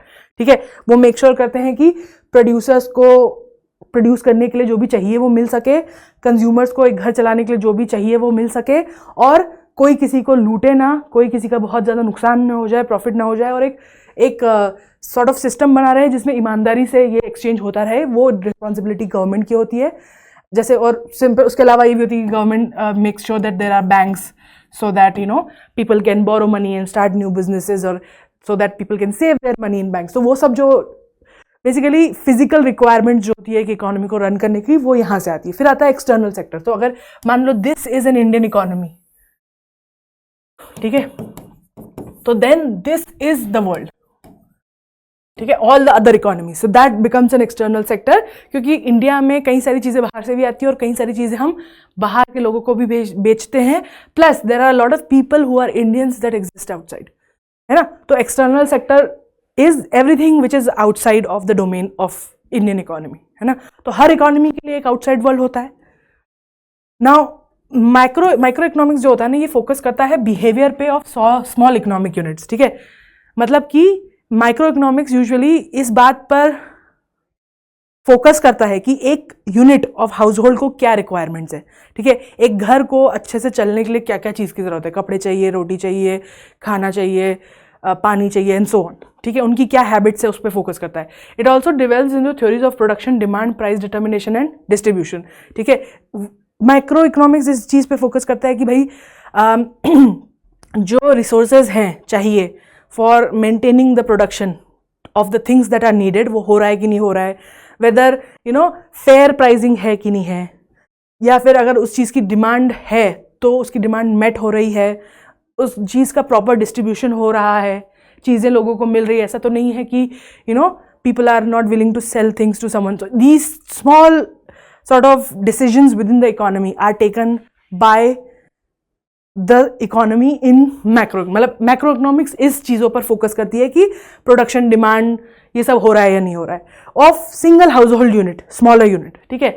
Micro economics जो है it analyses the conduct of individuals in economic, it explores topics such as consumer behaviour in individual labour market and the firm theory, ठीक है। कि मतलब it focuses more on individuals, it assumes macro variables remain constant, ठीक है। जब आप micro economics पढ़ोगे ना तो उसमें एज्यूम किया जाता है कि मैक्रो लेवल पर सब कुछ एकदम बढ़िया चल रहा है, मतलब बैंक अपना काम करेंगी, उनके इंटरेस्ट में कोई चेंज नहीं आएगा, गवर्नमेंट की वैल्यूज़ में, रूल्स में कोई चेंज नहीं आएगा, मटेरियल जो बाहर से आना है वो आता रहेगा, कोई रोक टोक नहीं रहेगी। वो अज्यूम करता है ceteris paribus in terms of larger things, ठीक है। Primary instruments of them are supply and demand of a specific commodity, ठीक है। जब बातचीत होती है वो किसी स्पेसिफिक एक कमोडिटी के सप्लाई और डिमांड पे होती है कि भाई गेहूं, जितने लोग हैं उतनी गेहूं है क्या, ठीक है। जितने लोग एक सोसाइटी में, लगे एक सिटी में बढ़ते जा रहे हैं क्या, उतना पानी एग्जिस्ट करता है क्या। तो वो इंडिविजुअल हाउस होल्ड की इंडिविजुअल कमोडिटी डिमांड पर बातचीत करते हैं। It is also known as the price theory, which is की बेसिकली किसी चीज़ का प्राइस डिटरमाइन होता है on the basis of how many people want that commodity, है ना, उसकी कितनी डिमांड है एक सोसाइटी में। अब मैक्रो इकोनॉमिक्स जो होता है ना, ये इकोनॉमी को एज अ होल यूनिट देखता है, पूरी इंडियन इकोनॉमी को एक यूनिट की तरह देखता है। ये एग्रीगेट स्टडी करता है। एग्रीगेट मतलब ये नहीं देखता है कि पूरे देश में मतलब ये चीज़ नहीं देखता कि भाई कितने लोगों को गेहूं चाहिए, या इस एक घर में कितनी गेहूं की डिमांड होती है अगर 5 लोग हैं तो। ये मैक्रो इकोनॉमिक्स ना इस चीज़ पे फोकस करता है कि पूरे देश में टोटल एग्रीगेट कितना प्रोडक्शन होना चाहिए, टोटल एग्रीगेट कितनी इनकम हो रही है, सब मिला के कितना प्रोडक्शन हो रहा है, कितनी चीज़ें बाहर से आ रही है, कितनी चीज़ें बाहर जा रही है, कितना पैसा घूम रहा है on a economic level. It assumes micro variables remain constants, ठीक है। अब जो मैक्रो इकोनॉमिक्स पढ़ते हैं ना, वो अज्यूम करते हैं कि हाउस होल्ड लेवल पर चीज़ें कांस्टेंट रहेगी। मतलब कि अगर एक 5 मेंबर की फैमिली है तो उसकी रिक्वायरमेंट्स जो है वो एक्स ही रहेगी, ये अज्यूम करते हैं, क्योंकि उसी से वो अज्यूम कर सकते हैं कि पूरी सोसाइटी में जितने लोग हैं उनकी डिमांड कितनी रहेगी, राइट। तो they think that requirement of commodities with in a household is something that remains constant, कि अगर 5 लोग हैं तो उनको इतनी चीज़ें चाहिए ही होगी, and that doesn't change. Primary instruments are aggregate demand and aggregate supply, मतलब कि किसी भी चीज़ का, किसी एक कमोडिटी का नहीं, एग्रीगेट डिमांड, टोटल कितने गुड्स एंड सर्विसेज रिक्वायर्ड होती हैं पूरी इकोनॉमी को प्रॉपरली फंक्शन करने के लिए, उसके ऊपर उस इंस्ट्रूमेंट को यूज़ करता है। And this is also known as income and employment theory, ठीक है। मतलब कि आप एक तरीके से देखते हो कि लोगों को एम्प्लॉयमेंट कितना है और इनकम कितनी है, और उसके बेसिस पे यू जज whether the economy is functioning और नॉट, ठीक है। अगर प्राइस थ्योरी बेसिकली क्या बोल रही है कि अगर प्राइस फ्लक्चुएट हो रहा है तो वो आपको बता रहा है कि इकोनॉमी कैसे चल रही है। बट यहाँ पे मैक्रो के पॉइंट ऑफ व्यू से कितने लोगों के पास एम्प्लॉयमेंट है और लोगों की एवरेज इनकम कितनी है, ये आपको बताता है कि इकोनॉमी की हालत कैसी है। Positive economics and normative economics, these are basically 2 ways of looking at what's happening, ठीक है। पॉजिटिव इकोनॉमिक्स पता है क्या होता है, ये सिर्फ आपको ये बताता है कि अभी क्या हो रहा है, what is the situation on ground. ठीक है, कि अगर आप बोल रहे हो कोई प्रॉब्लम अगर हो रही है, तो अगर आप डाटा उठा रहे हो कि इस वक्त अगर इकोनॉमी नहीं ग्रो कर रही है because right now the unemployment level is 20%, so this is normative data कि ये है, this is what is happening, it uses actual data and then try to solve the problems that exist. Whereas normative economics क्या होता है, normative economics tells you what ought to be, क्या होना चाहिए। ठीक है, तो जब भी कुछ प्रॉब्लम्स होती है किसी इकोनॉमी में, तो हमारे पास अलग अलग थ्योरीज है कि इकोनॉमी कैसे चलती है, राइट। तो उन अलग अलग थ्योरी को के फॉलोवर्स अलग अलग इकोनॉमिस्ट होते हैं, एंड ये इकोनॉमिस्ट सजेशन देते हैं, ओपिनियन देते हैं अपने नॉलेज के बेसिस पर कि अगर आप ऐसा करोगे तो ऐसा होगा। ठीक है, this is opinion which is not based on actual data, this is opinion which is based on कि ऐसा होने से ऐसा हो सकता है because the economy functions like this. For example, यहाँ पे जैसे हमने बोला कि एम्प्लॉयमेंट जो है 20% है। ठीक है, यहाँ पे नॉर्मेटिव इकोनॉमिक्स का एक एग्जाम्पल होगा कि व्हेन द इकोनॉमिस्ट से कि अगर आप चाहते हो कि इकोनॉमी और आगे बढ़े तो मेक श्योर कि जो अनएम्प्लॉयमेंट रेट है वो 5% से कम हो। तो ये जो ऑट टू बी, ऐसा होना चाहिए, ये जो रिकमेंडेशंस होते हैं ना, उन्हें हम नॉर्मेटिव इकोनॉमिक्स बोलते हैं। Now what are the actual problems, central problem क्या होती है इकोनॉमिक्स की। अब हमने समझ लिया भाई इकोनॉमी कैसे चलती है, प्रोड्यूसर्स जो प्रोड्यूस करते हैं, कंज्यूमर्स जो कंज्यूम करते हैं, एम्प्लॉयर्स लेबर बाय करते हैं, एम्प्लॉयज लेबर सेल करते हैं, दोनों पैसों का एक्सचेंज होता है, सब कुछ हंकी डोरी बढ़िया चल रहा होता है।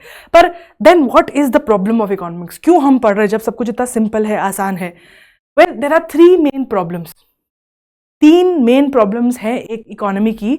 सबसे पहली है what to produce and in what quantity, क्योंकि हम जो भी चीज़ें इस्तेमाल कर रहे हैं, जो भी हमारे गुड्स और सर्विसेज हमें चाहिए, they all depend on resources. ठीक है, अगर if we want to eat food, वो फूड कहीं पे उगेगा, तो उसको उगने के लिए पानी, सन, लैंड, रिसोर्सेज चाहिए, तब वो उगेगा। अगर हम चाहते हैं कि हमें आई want to say go to a club to play some sport, right, that club has to exist, somebody had to put money in that to make that club for it to exist, है ना। तो basically एक economy में there has to be some decisions made such that कि economy efficiently चल सके। जितने हमारे पास रिसोर्सेज हैं उसमें सब लोगों का सबसे ज़्यादा अमाउंट में फ़ायदा हो सके, सबसे ज़्यादा इफ़िशियंट आउटपुट निकले, ये उसका एम होता है। कम से कम रिसोर्सेज का इस्तेमाल करके ज़्यादा से ज़्यादा आउटपुट निकाला जाए, और क्योंकि कुछ रिसोर्सेज बहुत लिमिटेड क्वांटिटी में हैं तो उनका इस तरीके से उपयोग किया जाए कि हम उन्हें सालों तक उपयोग कर सकें। ये मेन काम होता है इकोनॉमी का। उसमें उनके पास 3 सवाल होते हैं। पहली बात तो क्या प्रोड्यूस करना है और कितनी क्वांटिटी में करना है। ठीक है, अगर गेहूं पैदा करना है तो कितनी, और गेहूं अगर करना है तो फिर चावल उसके बदले कितने करने हैं, right, which things should be focus. उसके बाद सेकंड क्वेश्चन होता है हाउ टू प्रोड्यूस, क्या कोई चीज़ प्रोड्यूस करनी है तो उसे कैसे प्रोड्यूस करना है। ठीक है, उसे इन हाउस प्रोड्यूस करना है, you want to produce, you want to let people make their own decisions कि उन्हें क्या प्रोड्यूस करना है, या उनको आप इंसेंटिव दोगे कि अगर आप चावल उगाओगे तो you will get this % discount and so on. तो कितना प्रोड्यूस करना है और कैसे प्रोड्यूस करना है और किसके लिए प्रोड्यूस करना है। ठीक है, कि जिस चीज़ को आप प्रोड्यूस कर रहे हो क्या उसकी डिमांड भी है, क्योंकि हो सकता है कि इंडिया में गेहूं की बहुत डिमांड हो, लेकिन may be there is something else that is needed more efficiently, और मे बी दिस गेहूं is being send out of India. तो देन किसके लिए प्रोड्यूस कर रहे हैं वो भी इंपॉर्टेंट हो जाता है, कौन प्रायोरिटी में आता है। ठीक है, कि पहले हम सेल्फ सफिशिएंसी करेंगे, फिर जो सरप्लस बचेगा उसे हम बाहर बेचेंगे। तो ये जो डिसीजंस होते हैं, ये 3, these are the main 3 problems of economy. Economy must decide the selection of goods to produce. हर चीज़ नहीं प्रोड्यूस की जा सकती है। देखो, we do not have the resources to produce everything. और for example, what must be the agricultural good and have more industrial product. ठीक है, मतलब लैंड तो सेम है ना, उसी लैंड पे या तो इंडस्ट्री बनेगी या उस लैंड पे एग्रीकल्चर होगा, तो एक डिसाइड करना पड़ेगा ना कि उस लैंड के साथ कैसा इस्तेमाल किया जाने वाला है। This problem resolve the selection of technology, ठीक है, कि भाई हमें क्या हमें लोगों को अपने हाथों से ही करने देना चाहिए या should we introduce you know tractors and technology into creating stuff, ठीक है, क्योंकि जितना ज़्यादा टेक्नोलॉजी का इस्तेमाल होगा उतना जो है इफ़िशिएंट हो जाता है काम। तो कितने लेवल, लेकिन अगर जितनी ज़्यादा आप टेक्नोलॉजी लाओगे उतने कम लोग आपको लगेंगे, तो आपका एम्प्लॉयमेंट भी बढ़ेगा। सो दैट्स अ डिसीजन जो बनना पड़ता है। To whom it refers to the distribution of production good services the selected consumer, the allocation of resources and distribution of final goods and services are basic problem of an economy. तो ये जो तीन होती है ये एक economy की basic problems होती है जो उन्हें सॉल्व करनी होती है। अब इकोनॉमिक मॉडल, हम इकोनॉमिक मॉडल अगर हमने जैसे साइंस पढ़ा था तो वी हैव स्टडीड डिफरेंट की सेल को, एटम को डिफाइन करने के different scientists had sort of created different models of how a cell looks like, right? We remember Rutherford and so on, right? पहले जब तक हमें ये नहीं पता था कि पॉजिटिव नेगेटिव आयंस होते हैं, so on, right? तो you've seen the models they created, right? तो this is the same thing, but this is a model that represents sort of how we see the economy, ठीक है। एक economy किस तरीके से फंक्शन कर रही है उसे हम किस डायरेक्शन से किस तरीके से इन्विजाज करते हैं, किस तरीके से वो हमें लगता है कि काम कर रही है, उसके दो मॉडल्स हैं। एक है डिमांड सप्लाई मॉडल और दूसरा है circular flow model. Circular flow model हमने ऑलरेडी पढ़ा था, राइट, जिसमें things and money is moving. And demand and supply model जो होता है ना, वो ये एक तरीके से इट बेसिकली शोज कि अगर किसी चीज़ का डिमांड है तो उसका प्राइस जो है, अगर डिमांड है और सप्लाई कम है तो उसका प्राइस बढ़ जाएगा, ठीक है। अगर डिमांड कम है और सप्लाई ज़्यादा है तो उसका प्राइस गिर जाएगा। तो एक दूसरा मॉडल समझने के लिए, to understand how the economy functions, one is the circular flow of money वाला मॉडल और दूसरा is demand and supply and price वाला मॉडल।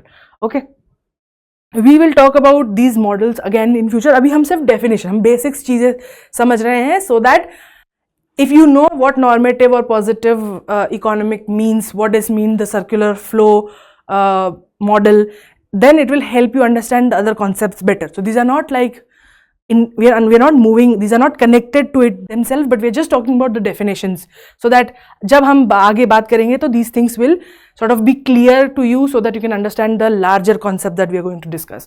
Now sectors की बात करते हैं, प्राइमरी, सेकेंडरी, टर्शरी और क्वांटरनरी सेक्टर, ठीक है। ये एक नया सेक्टर है जो काफ़ी टाइम तक स्कूल्स में एनसीईआरटीज में नहीं पढ़ाया जाता है। एंड दिस इज अगेन, जब हमने सेक्टर्स ऑफ इकोनॉमी पढ़े थे एनसीईआरटी में तब कई सारे बच्चों ने कमेंट करा था कि ma'am there is another sector, and I wanted to tell them yes there is another sector, but we are talking about NCERT and NCERT doesn't talk about this sector.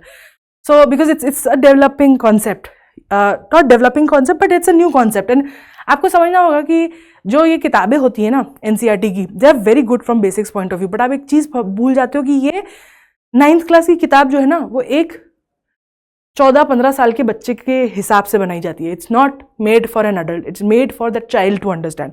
So sometimes they skip some information simply because, ताकि बच्चों के basics clear हो सके, right. तो जैसे हम बात करते हैं forms of you know water, gas, vapour, liquid, water, ice, right. But then matter का एक और भी होता है ना, we know there exist one more, quantum, but then we don't talk about it when we are talking to students of 6th class 7th class, because we want them to clarify the concept of solid liquid gas before we move on to the next thing. So similarly 9th 10th class के economics में आपको ये वाला नहीं पढ़ाया जाता है, simply because we're trying to understand this better and then move on to this.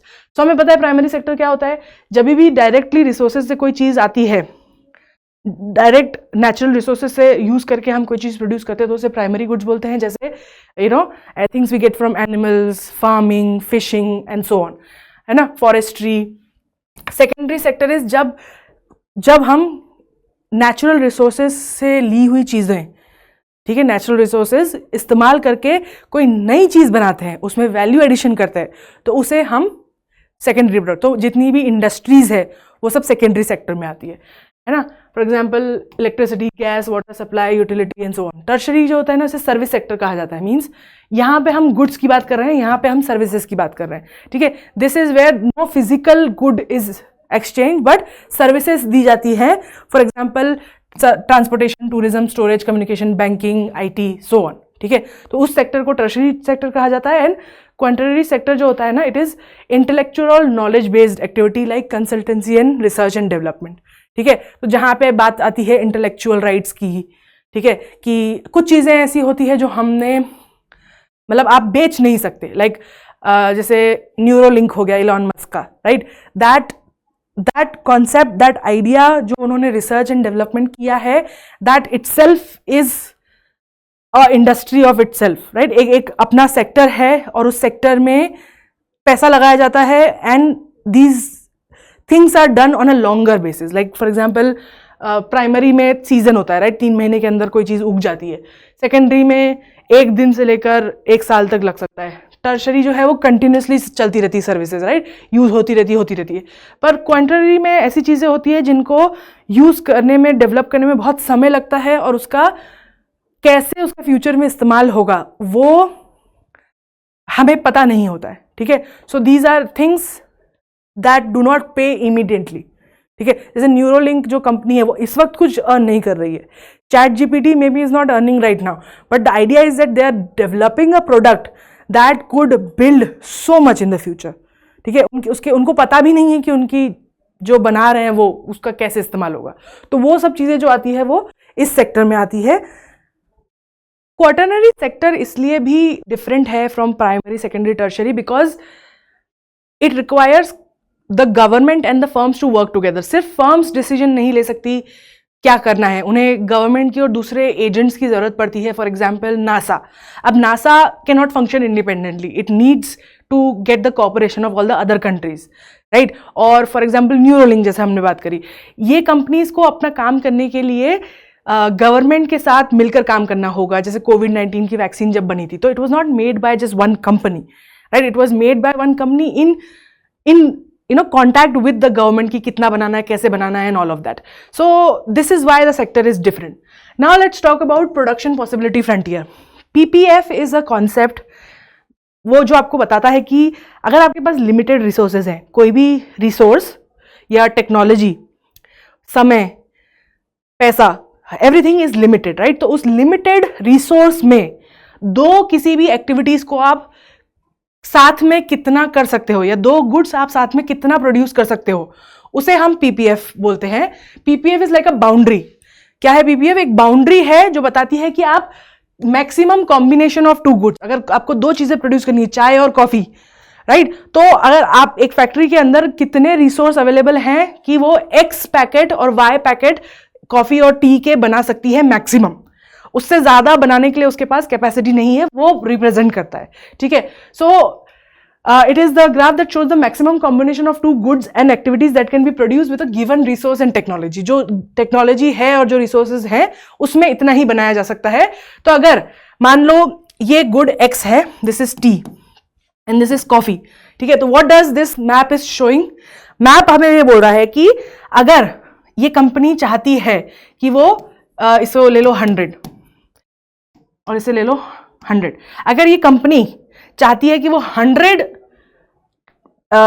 T बनाए तो उसे फिर 0 कॉफी बनानी पड़ेगी, क्योंकि उसके पास सिर्फ इतने ही रिसोर्सेज हैं कि वो एट अ टाइम 100 टी बना सकती है, और या तो फिर वो उसके पास इतने ही रिसोर्सेज हैं कि वो 0 टी बनाए और 100 कॉफी पाउचेस बनाए, ठीक है, या फिर any combination of this. So may be they can make something like this, कि आप बोल सकते हो कि एक एट अ टाइम इस कंपनी के पास सिर्फ इतना ही पैसा है या रिसोर्सेज है कि वो they can make 50 tea and 70 coffee. This is the maximum production they can do. इससे ज्यादा नहीं बना सकते, ठीक है। तो हर dot, every dot on this line represents the maximum tea and coffee this factory can make in given resources and technology, ठीक है। तो अगर कोई पॉइंट इसके अंदर आ रहा है तो मतलब अंडर यूटिलाइजेशन हो रहा है, ठीक है। ई की बात करें तो मतलब क्या है कि ई बोल रहा है हमें कि ये कंपनी इस वक्त मान लो एवरेज 50, 60 एंड 40, ठीक है। 60 टी पाउचेस बना रही, 40 कॉफी पाउचेस बना रही है, ठीक है। सो दिस शोज कि उसके पास रिसोर्सेज ज्यादा हैं बनाने के, बट वो अंडर यूटिलाइज है रिसोर्सेज, वो इतना ही बना रही है अभी। और एफ पॉइंट क्या बोल रहा है? एफ पॉइंट बोल रहा है कि 90 टी पाउचेस एंड मान लो 30, नहीं not 30, 45. Graph is a little not to size. So F point क्या बोल रहा है कि ये कंपनी जो है 90 टी पाउचेस बना रही है और 45 कॉफी पाउचेस बना रही है. ये पॉइंट डजंट एग्जिस्ट क्योंकि इस कंपनी के पास इतना रिसोर्सेज नहीं है कि वो इसको अचीव कर सके. सो दिस लाइज आउटसाइड, है ना. So the point on the PDF, जो on point on this graph represents efficient use of resources. मतलब कि अगर यहां पे हैं, मतलब कि कंपनी अपने सारे रिसोर्सेज को बराबर यूज कर रही है और जितना मैक्सिमम बना सकती है दोनों चीजों का मिला के वो बना रही है.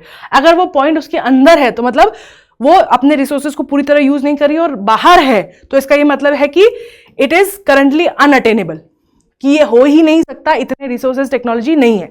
पर अगर मान लो एक कंपनी और लोगों को हायर कर लेती और रिसोर्सेज लेके आती है तो क्या होगा? ये जो कर्व है, कलर चेंज कर देती हूं मैं, तो ये जो कर्व है ये बाहर की तरफ शिफ्ट हो जाएगा, है ना. तो then maybe F can be on the curve. तो this will only happen if there is more अगर ये कंपनी और लोगों को हायर कर ले, उसके पास और पैसा आ जाए और रिसोर्सेज ले आए या फिर बेटर टेक्नोलॉजी ले आए, तो ये कर्व जो है ये ऊपर शिफ्ट हो जाएगा and the company will be able to make more of both of these. ठीक है. So this is basically this curve PPF. ये आपको बताता है कि at a given level of resources and technology एक कंपनी कितना प्रोडक्शन कर सकती है दो गुड्स का. ठीक है. Now PPF is based on the idea of scarcity. PPF किस पे बेस्ड है? आइडिया ऑफ स्कैरसिटी, कितनी कमी है. Okay. Resources like time are limited and you have to make trade offs. ठीक है. हमने जब अपॉर्चुनिटी कॉस्ट पढ़ी थी तो हमने क्या बोला था कि यू हैव टू डिसाइड कि अगर आप एक इंसान अगर एक्स नंबर ऑफ एप्पल्स तोड़ सकता है और Y number of fishes catch कर सकता है, तो depending on what he does better he has to make trade off, कि अगर फिशेस ज्यादा महंगी बिक रही है तो उसे एप्पल छोड़ना पड़ेगा, फिशेस ज्यादा करनी पड़ेगी पकड़ने के लिए, नहीं तो otherwise they will have to trade off the number of and if he wants apple he will have to trade off the fishes. तो depending on what is needed. तो PPF is based on the assumption that resources are efficiently used in the level of technology is constant, है ना. जब तक level of technology है उसमें efficient use हो सके रिसोर्सेज का, ये दर्शाता है PPF. Technology advances and increase in the improvement efficiency can move the PPF outward. So अगर रिसोर्सेज कम हो जाएंगे तो ये कर्व और अंदर की तरफ मूव हो जाएगा. रिसोर्सेज और टेक्नोलॉजी अच्छी हो जाएगी तो ये कर्व बाहर की तरफ मूव हो जाएगा, है ना. Now marginal rate of transformation. Marginal rate of transmission basically क्या बोलता है कि इसी पीपीएफ कर्व पर ये आपको बताने की कोशिश कर रहा है कि आपको अगर मान लो x जो गुड है उसको ज्यादा बनाना है तो आपको y की कितनी यूनिट्स कम करनी पड़ेगी. ठीक है. यहां पे एग्जांपल दिया हुआ है लेज और चीटोस का. एक कंपनी है जो दोनों लेज और चीटोस बना रही है. ठीक है. वो ये कह रहे हैं कि अगर वो 20 लेज बनाती है तो दिस इज दिस मैक्सिमम, तो वो एक भी चीटो नहीं बना पाएगी. पर अगर कंपनी चाहती है कि वो एक चीटो बनाए तो उसको -2, this is how much they will have to lose on the Lay's. तो उन्हें 2 लेज के पैकेट कम बनाने पड़ेंगे अगर वो एक चीटो एक्स्ट्रा बनाना चाहते तो. Then if they want to make 2 Cheetos then they will have to reduce 5 units out of Lays.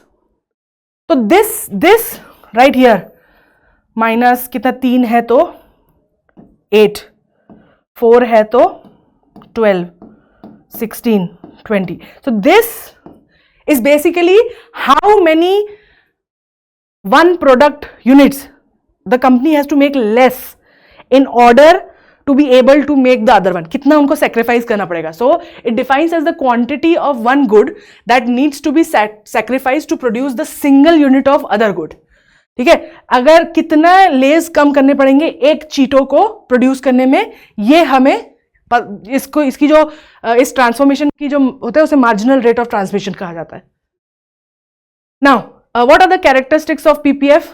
PPF slope downwards. PPF जो है वो हमेशा डाउनवर्ड स्लोप करता है. क्यों? Because one good can be produce more by reducing the production of other. अगर resources कम हैं तो हमेशा ये वो कर्व जो है वो ऐसा नीचे की तरफ ही जाएगा, क्योंकि अगर रिसोर्सेस लिमिटेड हैं तो दोनों चीजें बहुत ज्यादा नहीं बनाई जा सकती है। तो अगर एक चीज बना रहे हो तो दूसरी चीज को अगर एक चीज की क्वांटिटी बढ़ा रहे हो तो दूसरी चीज की क्वांटिटी कम करनी पड़ेगी, इसलिए हमेशा डाउनवर्ड ही रहता है slope. PPF is concave because it increases the marginal rate of transformation. ये सीधा नहीं है ऐसा, it's concave because somewhere at the centre this is where the maximum production happens. ठीक है, तो अगर दोनों चीजें बराबर में प्रोड्यूस की जाए तो यहां पे आके प्रोडक्शन बढ़ जाती है, मार्जिनल वैल्यू बढ़ जाती है।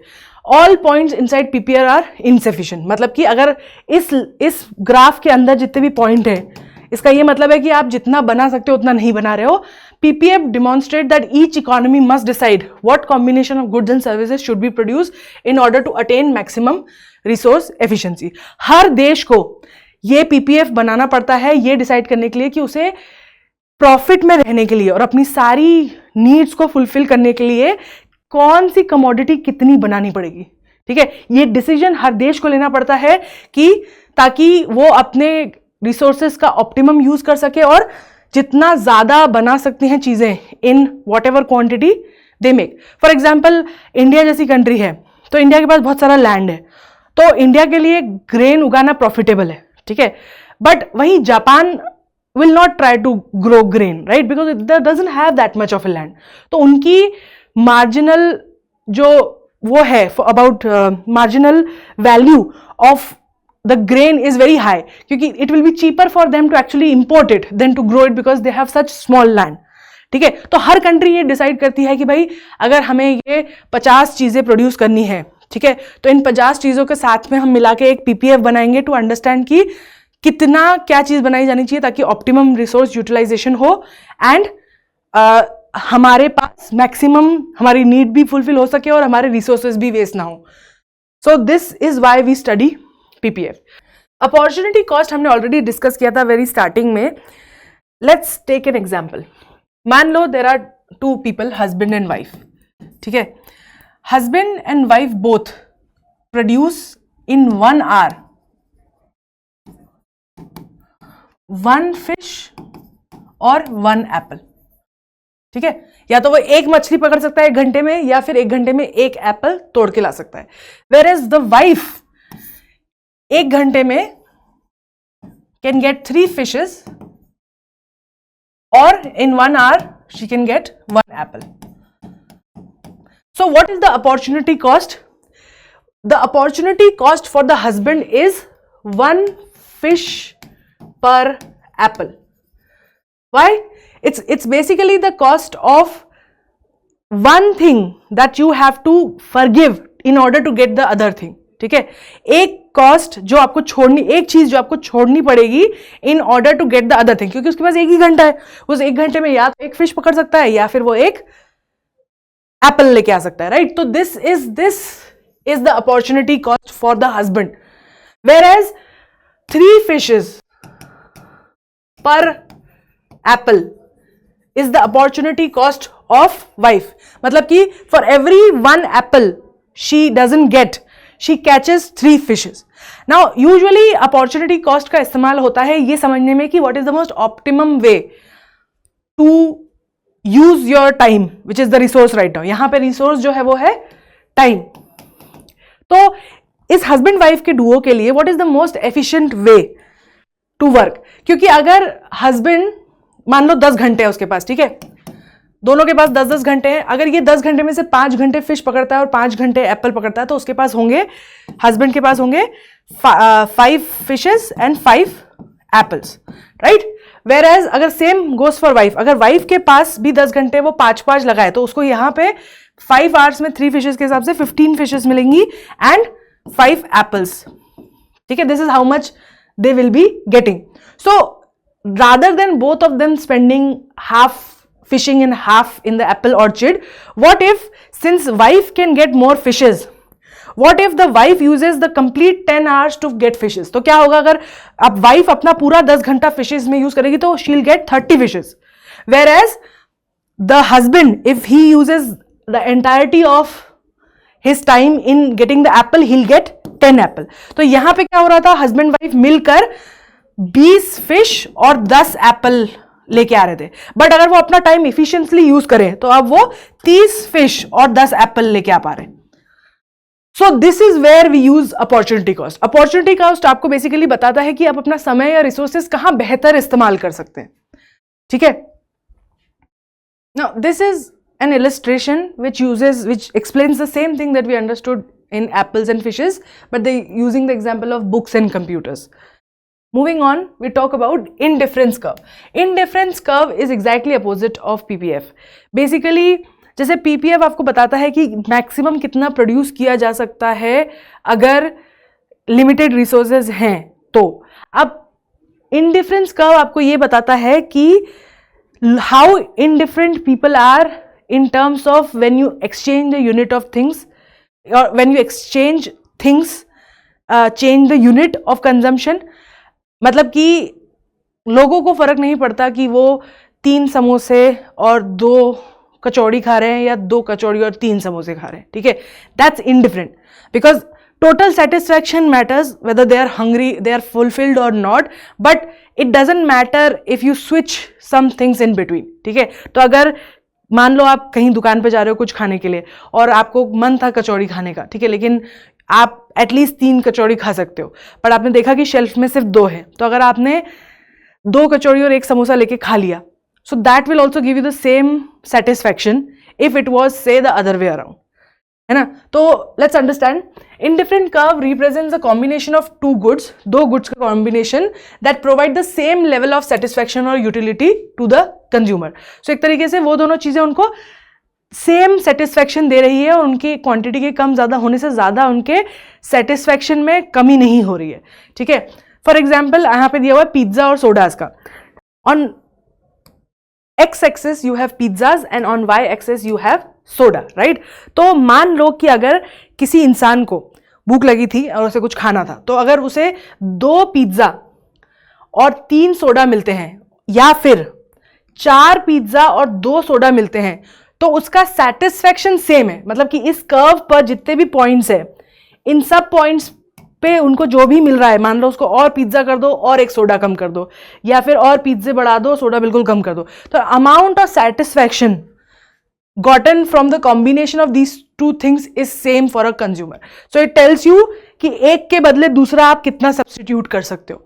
इसके अंदर जो की पॉइंट्स है वो समझते हैं कि ये जो कर्व होता है ये हमेशा कॉन्वेक्स होता है, बिकॉज एक पॉइंट पे आके हर सब्स्टिट्यूट की जो मार्जिनल रेट है सब्स्टिट्यूशन का वो कम होता जाता है। मतलब कि as you move along the curve the consumer is willing to give up fewer things. मतलब कि अगर मेरा मन है पिज्जा और सोडा दोनों खाने का, तो अगर आप मुझे 2 सोडा 2 पिज्जा दोगे तो ठीक है, 3 सोडा 1 पिज्जा दोगे तो भी ठीक है, बट उसके बाद if you give me 4 soda and 0 pizza then I don't want it, है ना, because I wanted to eat both. Moving on,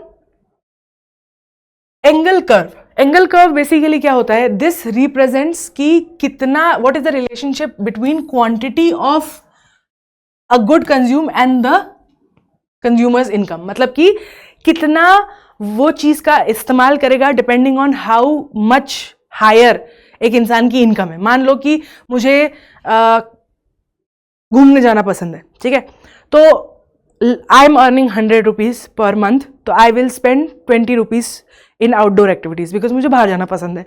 अब अगर मेरी इनकम बढ़ जाती है 100 से 200 हो जाती है, तो maybe I will spend 40। अगर मान लो मेरी इनकम 500 हो जाती है तो I will spend 200, right. But then eventually either the amount of money that I will be spending will have a limit, कि उसके बाद मैं इससे ज़्यादा खर्चा नहीं करूँगी, या जैसे एक्सपोनेंशियली कुछ चीज़ों का खर्चा बढ़ जाता है कि जितना ज़्यादा पैसा होता है लोग उतना उस पर ज़्यादा खर्चा करते हैं। तो ये जो रिलेशनशिप होती है ना, इसे एंगल कर्व कहा जाता है। कि मान लो चॉकलेट बार्स हैं, तो अगर कोई लो इनकम है तो वो 2 चॉकलेट बार यूज़ करेगा, अगर वो मॉडरेट इनकम है तो वो 5 यूज़ करेगा। देखो यहाँ से 3 बढ़ गए, बट उसकी इनकम अगर हायर होगी तो then they will use 10, double हो गया almost. So the more money a person has, the more they will spend on the thing they like, क्योंकि उसका satisfaction ज़्यादा है। So जितना ज़्यादा जो luxury goods होते हैं ना, मतलब अब ये डिपेंड करता है किस टाइप के गुड्स की हम बात कर रहे हैं। जैसे फॉर एग्जांपल अगर नॉर्मल गुड्स होंगे तो उनका स्लोप अपवर्ड होता है, पर उसमें ज़्यादा चेंज नहीं आता, क्योंकि देखो ऐसा नहीं कि कोई गरीब इंसान 10 किलो आटा खाएगा तो एकदम अमीर इंसान होगा तो 40 किलो आटा खा लेगा। खाने का वो क्वांटिटी ज़्यादा नहीं बढ़ेगी, क्योंकि ये वो गुड्स है जो हर कोई खाता है और हर कोई कंज्यूम करता है और उसकी रिक्वायरमेंट में ज़्यादा चेंज नहीं आता। फिर बेसिक नीड्स वर्सेस लग्जरी, कुछ बेसिक नीड्स होती है उनमें ज़्यादा चेंज नहीं आता, क्योंकि वो तो एक इलेक्ट्रिसिटी बिल ले लो या फिर एक medium income high income class घर ले लो, दोनों ही एक मिनिमम अमाउंट ऑफ इलेक्ट्रिसिटी तो यूज़ करेंगे ही करेंगे, एक मिनिमम अमाउंट ऑफ वाटर तो यूज़ करेंगे ही करेंगे। तो कुछ होती है बेसिक नीड्स, उनमें ज़्यादा चेंज नहीं आता। बट लग्जरी आइटम जो होती है ना, सडन इंक्रीज होता है कि may be a lower class will not use. जैसे अब फॉर एग्जाम्पल यूजिंग क्रूज या याच जो बोलते हैं, याट सॉरी, अब एक lower middle class may not use yacht, but suddenly increment होता है of using of yachts when you reach extreme luxury। तो वो luxury item है, वो ज़रूरी नहीं है, तो इसलिए उसका कर्व थोड़ा सा अलग रहता है। इनकम इलास्टिसिटी, अब मान लो मैं 100 रुपये पर मंथ कमा रही हूँ और मेरा एक कलीग है वो भी 100 रुपये पर मंथ कमा रहा है, लेकिन I am not married, I don't have kids, my parents are both working, I don't need that entire 100 rupees is for me to take, whereas my colleague may have wife, may have kids, may have ailing parents, may have education loan, so how much of that 100 rupees he can spend and how much of 100 rupees I can spend, that differs। so उसे हम income elasticity बोलते हैं। parallel shift, its income decreases, the angle curve shifts downward, indicating a reduction in chocolate consumption at all income। कि अगर generally सभी की income कम हो रही है तो क्या होगा, indicating reduction in chocolate consumption at all income level. अगर ये पूरा की पूरा कर्व ही नीचे हो जा रहा है, मतलब कि इट डजेंट मैटर आप रिच हो या पुअर हो, सभी लोग कम कंज्यूम कर रहे हैं। Now let's talk about Kuznets curve. Sorry, I have issue pronouncing this word. Kuznets curve is an economic theory that suggests that an inverted U-shaped relationship is between income inequality and economic development. Inverted U-shape मतलब कि पहले तो वो बढ़ती है फिर decrease होती है, ठीक है। ये रिलेशनशिप किसके बीच में है, income inequality and economic development, मतलब कि और इसे ही हम जीनी कोएफिशिएंट भी बोलते हैं, ठीक है। मतलब कि वो कहने की कोशिश कर रहा है कि अगर जब एक इकोनॉमी डेवलप होती है तो शुरू में इनकम इनइक्वालिटी बढ़ती है, ठीक है, और ये डेवलपिंग कंट्री कहा जाता है, ठीक है। बट देन एक पॉइंट आता है उसमें इकोनॉमिक ग्रोथ होती है, बट देन एक पॉइंट के बाद अगर फिर भी जो है इनइक्वालिटी इंक्रीज हो रही है तो प्रॉब्लम हो जाता है। देन अगर और इकोनॉमिक ग्रोथ चाहिए या और इकोनॉमिक ग्रोथ होना चाहिए तो then inequality must reduce. If you keep increasing the inequality, then there will not be economic growth. So this is basically what they are trying to say is कि यहाँ पर exist करती हैं developing countries और यहाँ पर exist करती हैं develop country, and if you want to increase the economic growth, अगर आप चाहते हो आपके देश की इकोनॉमिक ग्रोथ हो तो आपको इनइक्वालिटी को डिक्रीज होना जरूरी है। Budget line. The budget line is a fundamental concept in economics that illustrates the various combination of two goods and that a consumer can purchase given their income and price goods. Basically budget line जो है ना वो आपको ये बोलती है कि जितना उनकी इनकम है उसमें कितने लेवल तक वो गुड्स खरीद सकते हैं या परचेज कर सकते हैं, उसकी एक लाइन होती है feasible not optimal। मतलब कि इस लाइन के नीचे मतलब कि उनके पास वो खरीद सकते हैं पर बट पूरी तरीके से अपनी पैसे नहीं खर्चा कर रहे हैं, and not feasible, this is line where उनके पास पैसा ही नहीं है वो चीज़ें खरीदने का, तो this is known as budget line. तो ये मतलब कि अब इन्होंने एग्जांपल दिया है एक्स एक्सेस पे T shirt and Y axis पे मूवीज। तो अगर एक इंसान एक महीने में 4 टी शर्ट खरीद रहा है तो फिर वो मूवीज नहीं देख सकता। और अगर वो 8 मूवीज देख रहा है तो फिर वो टी शर्ट्स नहीं खरीद सकता। And this curve is basically shows कि इस बंदे का बजट कितना है। सो he can buy say 2 T shirts and watch 4 movies, but he can not buy 2 t-shirt and watch 6 movies. That's not feasible. Or if the person is watching 3 movies and only buying 1 t-shirt, that means this is where they are not using all of the money they have. So this is called as budget line. Market structure. अब market की हमने बात कर दी। What is market? Market is the physical embodiment of the place जहां पर ये transactions होते हैं, राइट। हमें पता है, हम आम भाषा में मार्केट किसे कहते हैं, उस जगह को जहां पे हम चीजें बेचते हैं और खरीदते हैं, राइट। बट जब हम इकोनॉमिक्स की बात करते हैं तो हम मार्केट, स्पेशली मैक्रो इकोनॉमिक्स में when we say market we talk about all of it, ठीक है, not just a physical market but where all the transactions happen, उसे हम मार्केट बोलते हैं। तो मार्केट का स्ट्रक्चर कैसा है, ठीक है, बायर्स और सेलर्स जो है क्लोजली इंटरैक्ट करते हैं। Market structure pertains to classification and differentiation of various industries based on character of their goods and services as well as all the competitive dynamics governing their operation। तो market कैसे function करता है ये इस बात पे डिपेंड करता है कि कौन से गुड्स सेल हो रहे हैं, कैसे खरीदे जा रहे हैं और लोग क्या क्या कर रहे हैं compete करने के लिए, right. We have seen advertisement हो गए, या कभी आप अगर किसी बाजार जाओगे तो लोग नहीं वहाँ खड़े होकर चिल्लाते हैं मैम ये ले लीजिए ये ले लीजिए। So those are all the things कि अब कितना आप ज़्यादा एफर्ट लगा रहे हो अपनी चीज़ों को सेल करने में, वो सब जो है वो कैरेक्टरिस्टिक यहाँ आता है। Main determination of market structure, तो कैसे डिसाइड होता है कि मार्केट स्ट्रक्चर कैसा होगा, कितने बायर्स और सेलर्स हैं कमोडिटी के, क्या फ्री एंट्री और एग्जिट है, कोई भी आके कुछ भी सेल कर सकता है या परमिशन लेनी पड़ती है, क्या है कमोडिटी, कितना नॉलेज है लोगों को कि ये चीज़ बिक रही है, and mobility of goods etcetera, कितनी आसानी से चीज़ें मूव हो पा रही है, इन सब के बेसिस पर डिसाइड होता है कि मार्केट का स्ट्रक्चर क्या होगा। अब डिफरेंट मार्केट टाइप्स होते हैं। सबसे पहला है परफेक्ट कंपटीशन। ये एक टाइप का मार्केट है जिसमें कई सारे बायर्स और सेलर्स हैं और सब लोग आइडेंटिकल प्रोडक्ट सेल कर रहे हैं सेम प्राइस पे, और इसमें परफेक्ट कॉम्पिटिशन है, ठीक है। मतलब कि अगर मैं वहां पे कुछ लेने जा रही हूं तो सारे लोग सेम ही चीजें बेच रहे हैं और सेम ऑलमोस्ट प्राइस पे बेच रहे हैं, so I can buy from anyone and how I select which one I buy to is random, okay. तो परफेक्ट कॉम्पिटिशन है। इसके फीचर्स क्या होते हैं, abundance of buyers and sellers, all products are identical, है ना, सारे प्रोडक्ट एक जैसे होते हैं, कई सारे बायर्स और सेलर्स होते हैं। Sellers enjoy freedom to enter और एग्जिट द मार्केट, सेलर्स जब भी चाहें दुकान खोल सकते हैं, दुकान बंद सकते हैं। And firms encounter a perfect elastic demand curve, है ना। परफेक्ट इलास्टिक डिमांड कर्व मतलब क्या कि उन्हें पता है कि इतनी तो डिमांड है ही, इतना तो लोग खर्चा करेंगे ही, doesn't matter where it's going, who is selling. Now monopoly, monopoly क्या होता है, ये गेम भी है हम खेलते हैं। मोनोपोली इज जब किसी एक फर्म के पास सारा अधिकार हो ये डिसाइड करने का कि कौन सी चीज कहाँ प्रोड्यूस की जाएगी और कितने में बेची जाएगी, और उसके साथ में कोई कंपटीशन नहीं, जिसमें कंपटीशन जीरो हो, एक ही सेलर हो और वो डिसाइड करेगा कि कौन क्या खरीदेगा क्या नहीं खरीदेगा। जब भी किसी चीज को एक ही बेचने वाला होता है उसे मोनोपोली कहा जाता है। For example, almost we seeing that Amazon is almost becoming a monopoly in terms of online selling, क्योंकि बाकी जितने प्लेटफॉर्म है उतने अच्छे नहीं कर रहे हो। नाउ इट्स चेंजिंग दो, but still it is one of the biggest one. So monopoly is जब किसी एक गुड सर्विस को सिर्फ एक ही इंसान दे सकता है और उसमें किसी और के कंपटीशन का आने जाने का कोई है ही नहीं, और कितने प्राइस होंगे वो सब डिटरमाइन कौन करता है, वही एक मोनोपोली इंसान। Monopoly competition market structure characterized by a large number of sellers offering the product that are similar but not identical। ठीक है, मोनोपोली मतलब कि सेम प्रोडक्ट है पर आइडेंटिकल नहीं है, अलग अलग है। फॉर एग्जाम्पल जैसे Coca Cola, Pepsi, Zara and H&M, Ola and Uber, Apple and Samsung, so they are all selling phones and pretty much have the same features, but उनके अलावा और कुछ है नहीं, और यही 2-3 ऑप्शंस हैं।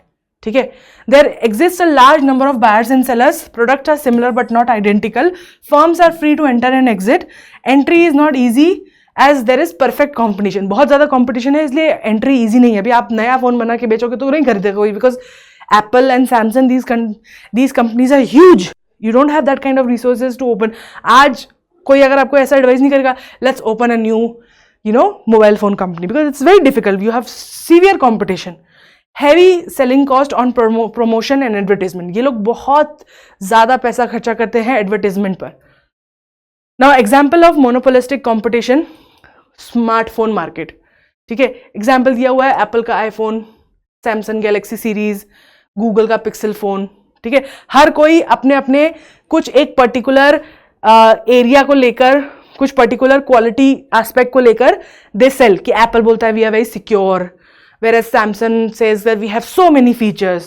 okay, so हर प्रोडक्ट की अपनी अपनी एक फीचर है जिसके बेसिस पे they are occupying the market, while these smartphones are similar on the basic function, the differentiation is created by the monopolistic competition।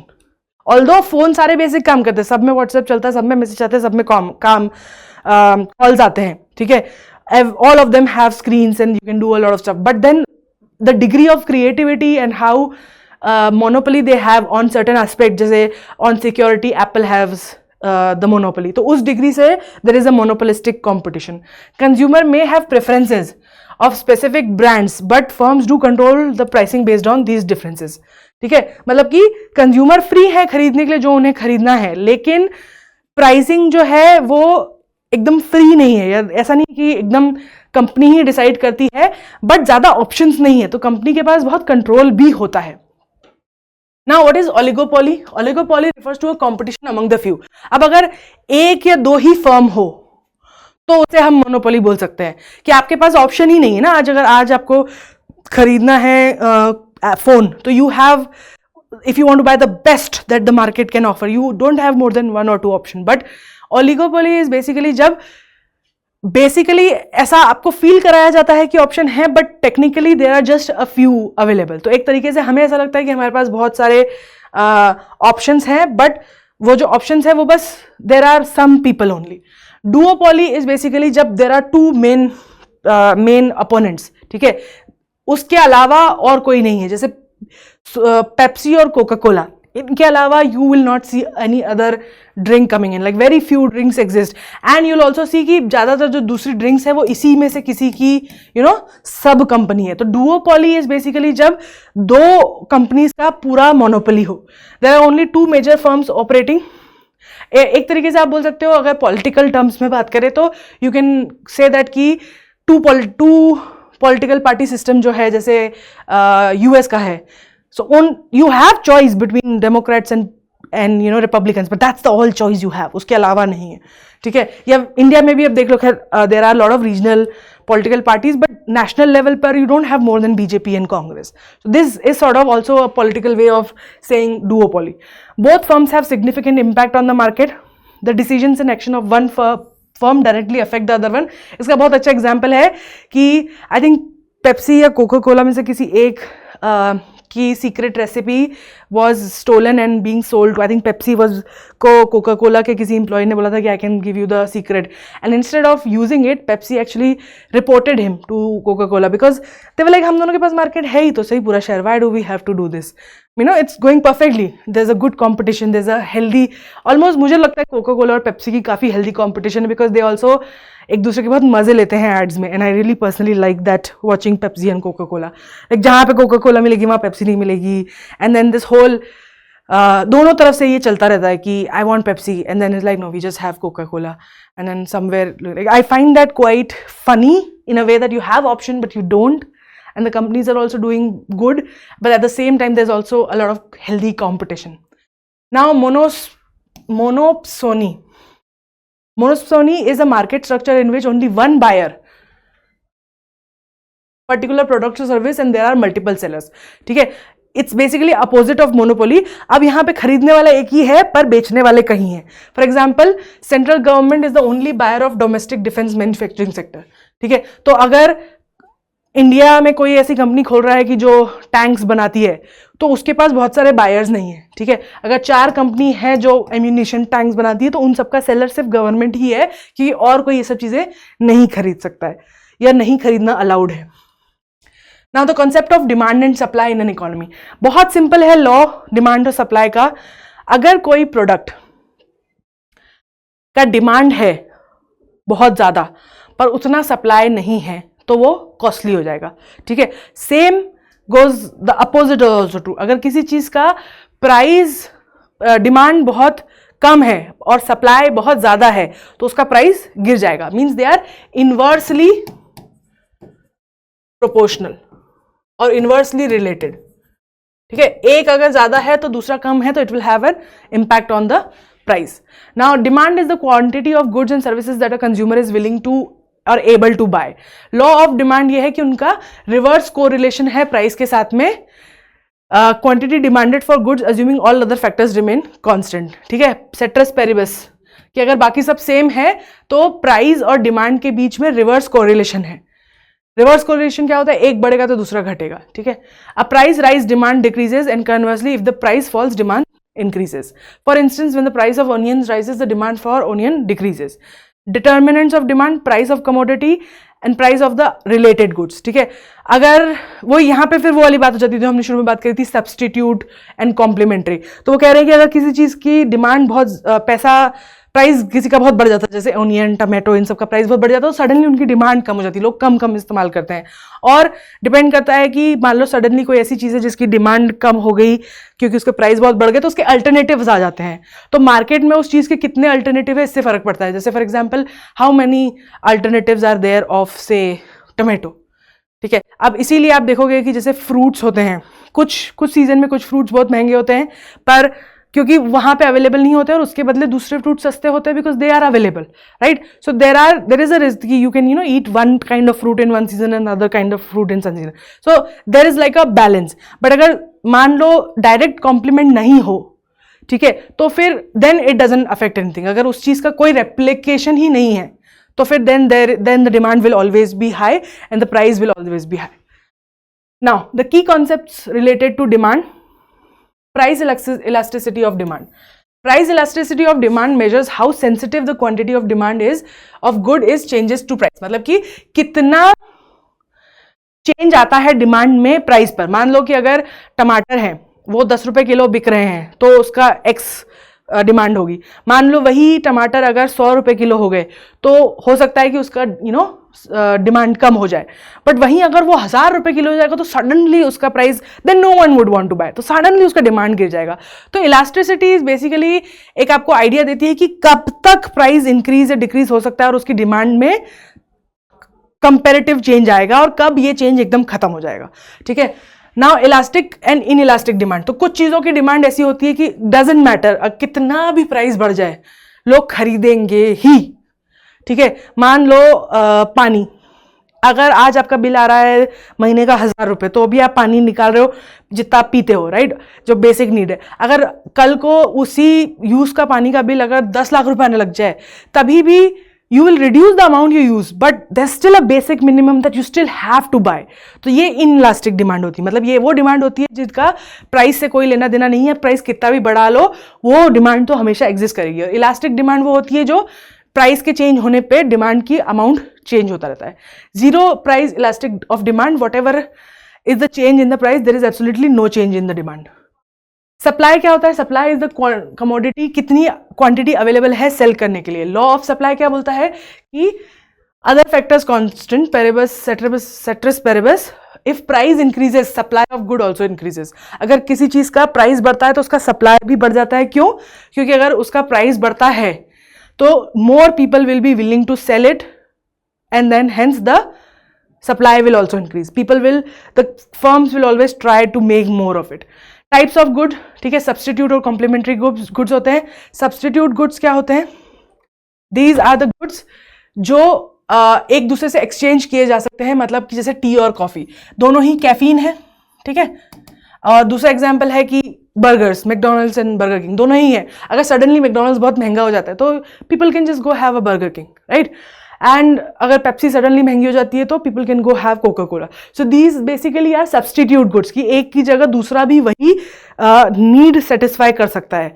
और कॉम्प्लीमेंट्री गुड्स वो होते हैं जो दो गुड्स जो एक साथ यूज होते हैं, जैसे bread and butter, tennis racket and tennis ball, T and sugar, कि अगर लोग ज्यादा चाय पी रहे हैं तो ज्यादा शक्कर भी यूज करेंगे, ठीक है। ये वो गुड्स हैं जो साथ में ज्यादातर यूज किए जाते हैं, इसलिए उनकी डिमांड एक दूसरे से लिंक्ड होती है। Normal goods, these are the goods that increase with the increase in income. Example ordinary TV, ये वो गुड्स होते हैं जो जैसे जैसे लोगों की इनकम इंक्रीज होती है वैसे वैसे इनकी डिमांड भी बढ़ती जाती है। इंफीरियर गुड्स इज बेसिकली वो चीजें जो उसकी डिमांड तब तक होती है जब लोगों की इनकम कम होती है। अगर लोगों की इनकम अच्छी हो जाती है तो फिर वो इन चीज़ों को नहीं खरीदते हैं। फॉर एग्जाम्पल जैसे चावल में होता है टूटा वाला चावल जो आता है, बासमती टूटा। अब people when they want to eat good rice but they don't have the money, they buy that. But अगर आपके पास पैसा है तो you would not buy something like that, और you will not buy a bad quality of grain, inferior quality of grain. आप अच्छा अनाज खरीदने की कोशिश करोगे because you have more income to spare. So that's inferior goods. Inferior goods की demand income के इंक्रीज होने से घटती जाती है, ठीक है। Giffen goods, people consume more when the prices rise. Giffen is like basically एक बोल सकते हो कि यूजुअली यू वुड थिंक कि किसी चीज का प्राइस बढ़ेगा तो लोग उसको कम यूज करेंगे, लेकिन Giffen is like a contrast to that. Like एक उसका बोल सकते हैं ना, इंग्लिश में क्या होते हैं, एग्जेम्पशंस। It's like exemption. ये वो गुड्स हैं जिनके प्राइस बढ़ने पर लोग उसको और ज्यादा इस्तेमाल करते हैं। For example, if the price of potatoes increase, people may not buy able to buy other alternatives, so they are compelled to buy more potatoes. Or Veblen goods, these are the increase in the price encourages people to buy more. They think expensive products are better. Art and artifacts and branded clothes. ठीक है, एक वो idea होता है ना कि हमें लगता है कि अगर किसी चीज का प्राइस ज्यादा है तो वो ज्यादा अच्छी क्वालिटी होगी, and because of this understanding कि क्योंकि ये चीज एक्सपेंसिव है इसलिए उसकी कॉस्ट ज्यादा होगी, people when their income increases they tend to spend more money. Like हो सकता है कि पहले आप अगर 100 रुपये कमा रहे हो तो उसमें से आप 10 रुपये कपड़ों के लिए रखते थे and used to buy local clothes, but then your income doubled, right, 200, but now you want to buy branded kapde and that is more expensive. So now suddenly instead of spending 1/10 of your salary, which is 10 rupees out of 100, now you're spending 40 rupees, which is 20% of your salary. So this basically sort of defies the concepts of demand. That's all for this class. In the next class, we are also going to talk about some more maps and graphical representation of demand and supply before we move on to talk about the GDP and national income. If you have any questions related to whatever we have been talking about up till now, you can write in the comments and I'll try to answer them in the next class. Thank you so much for joining. Have a nice day. Bye.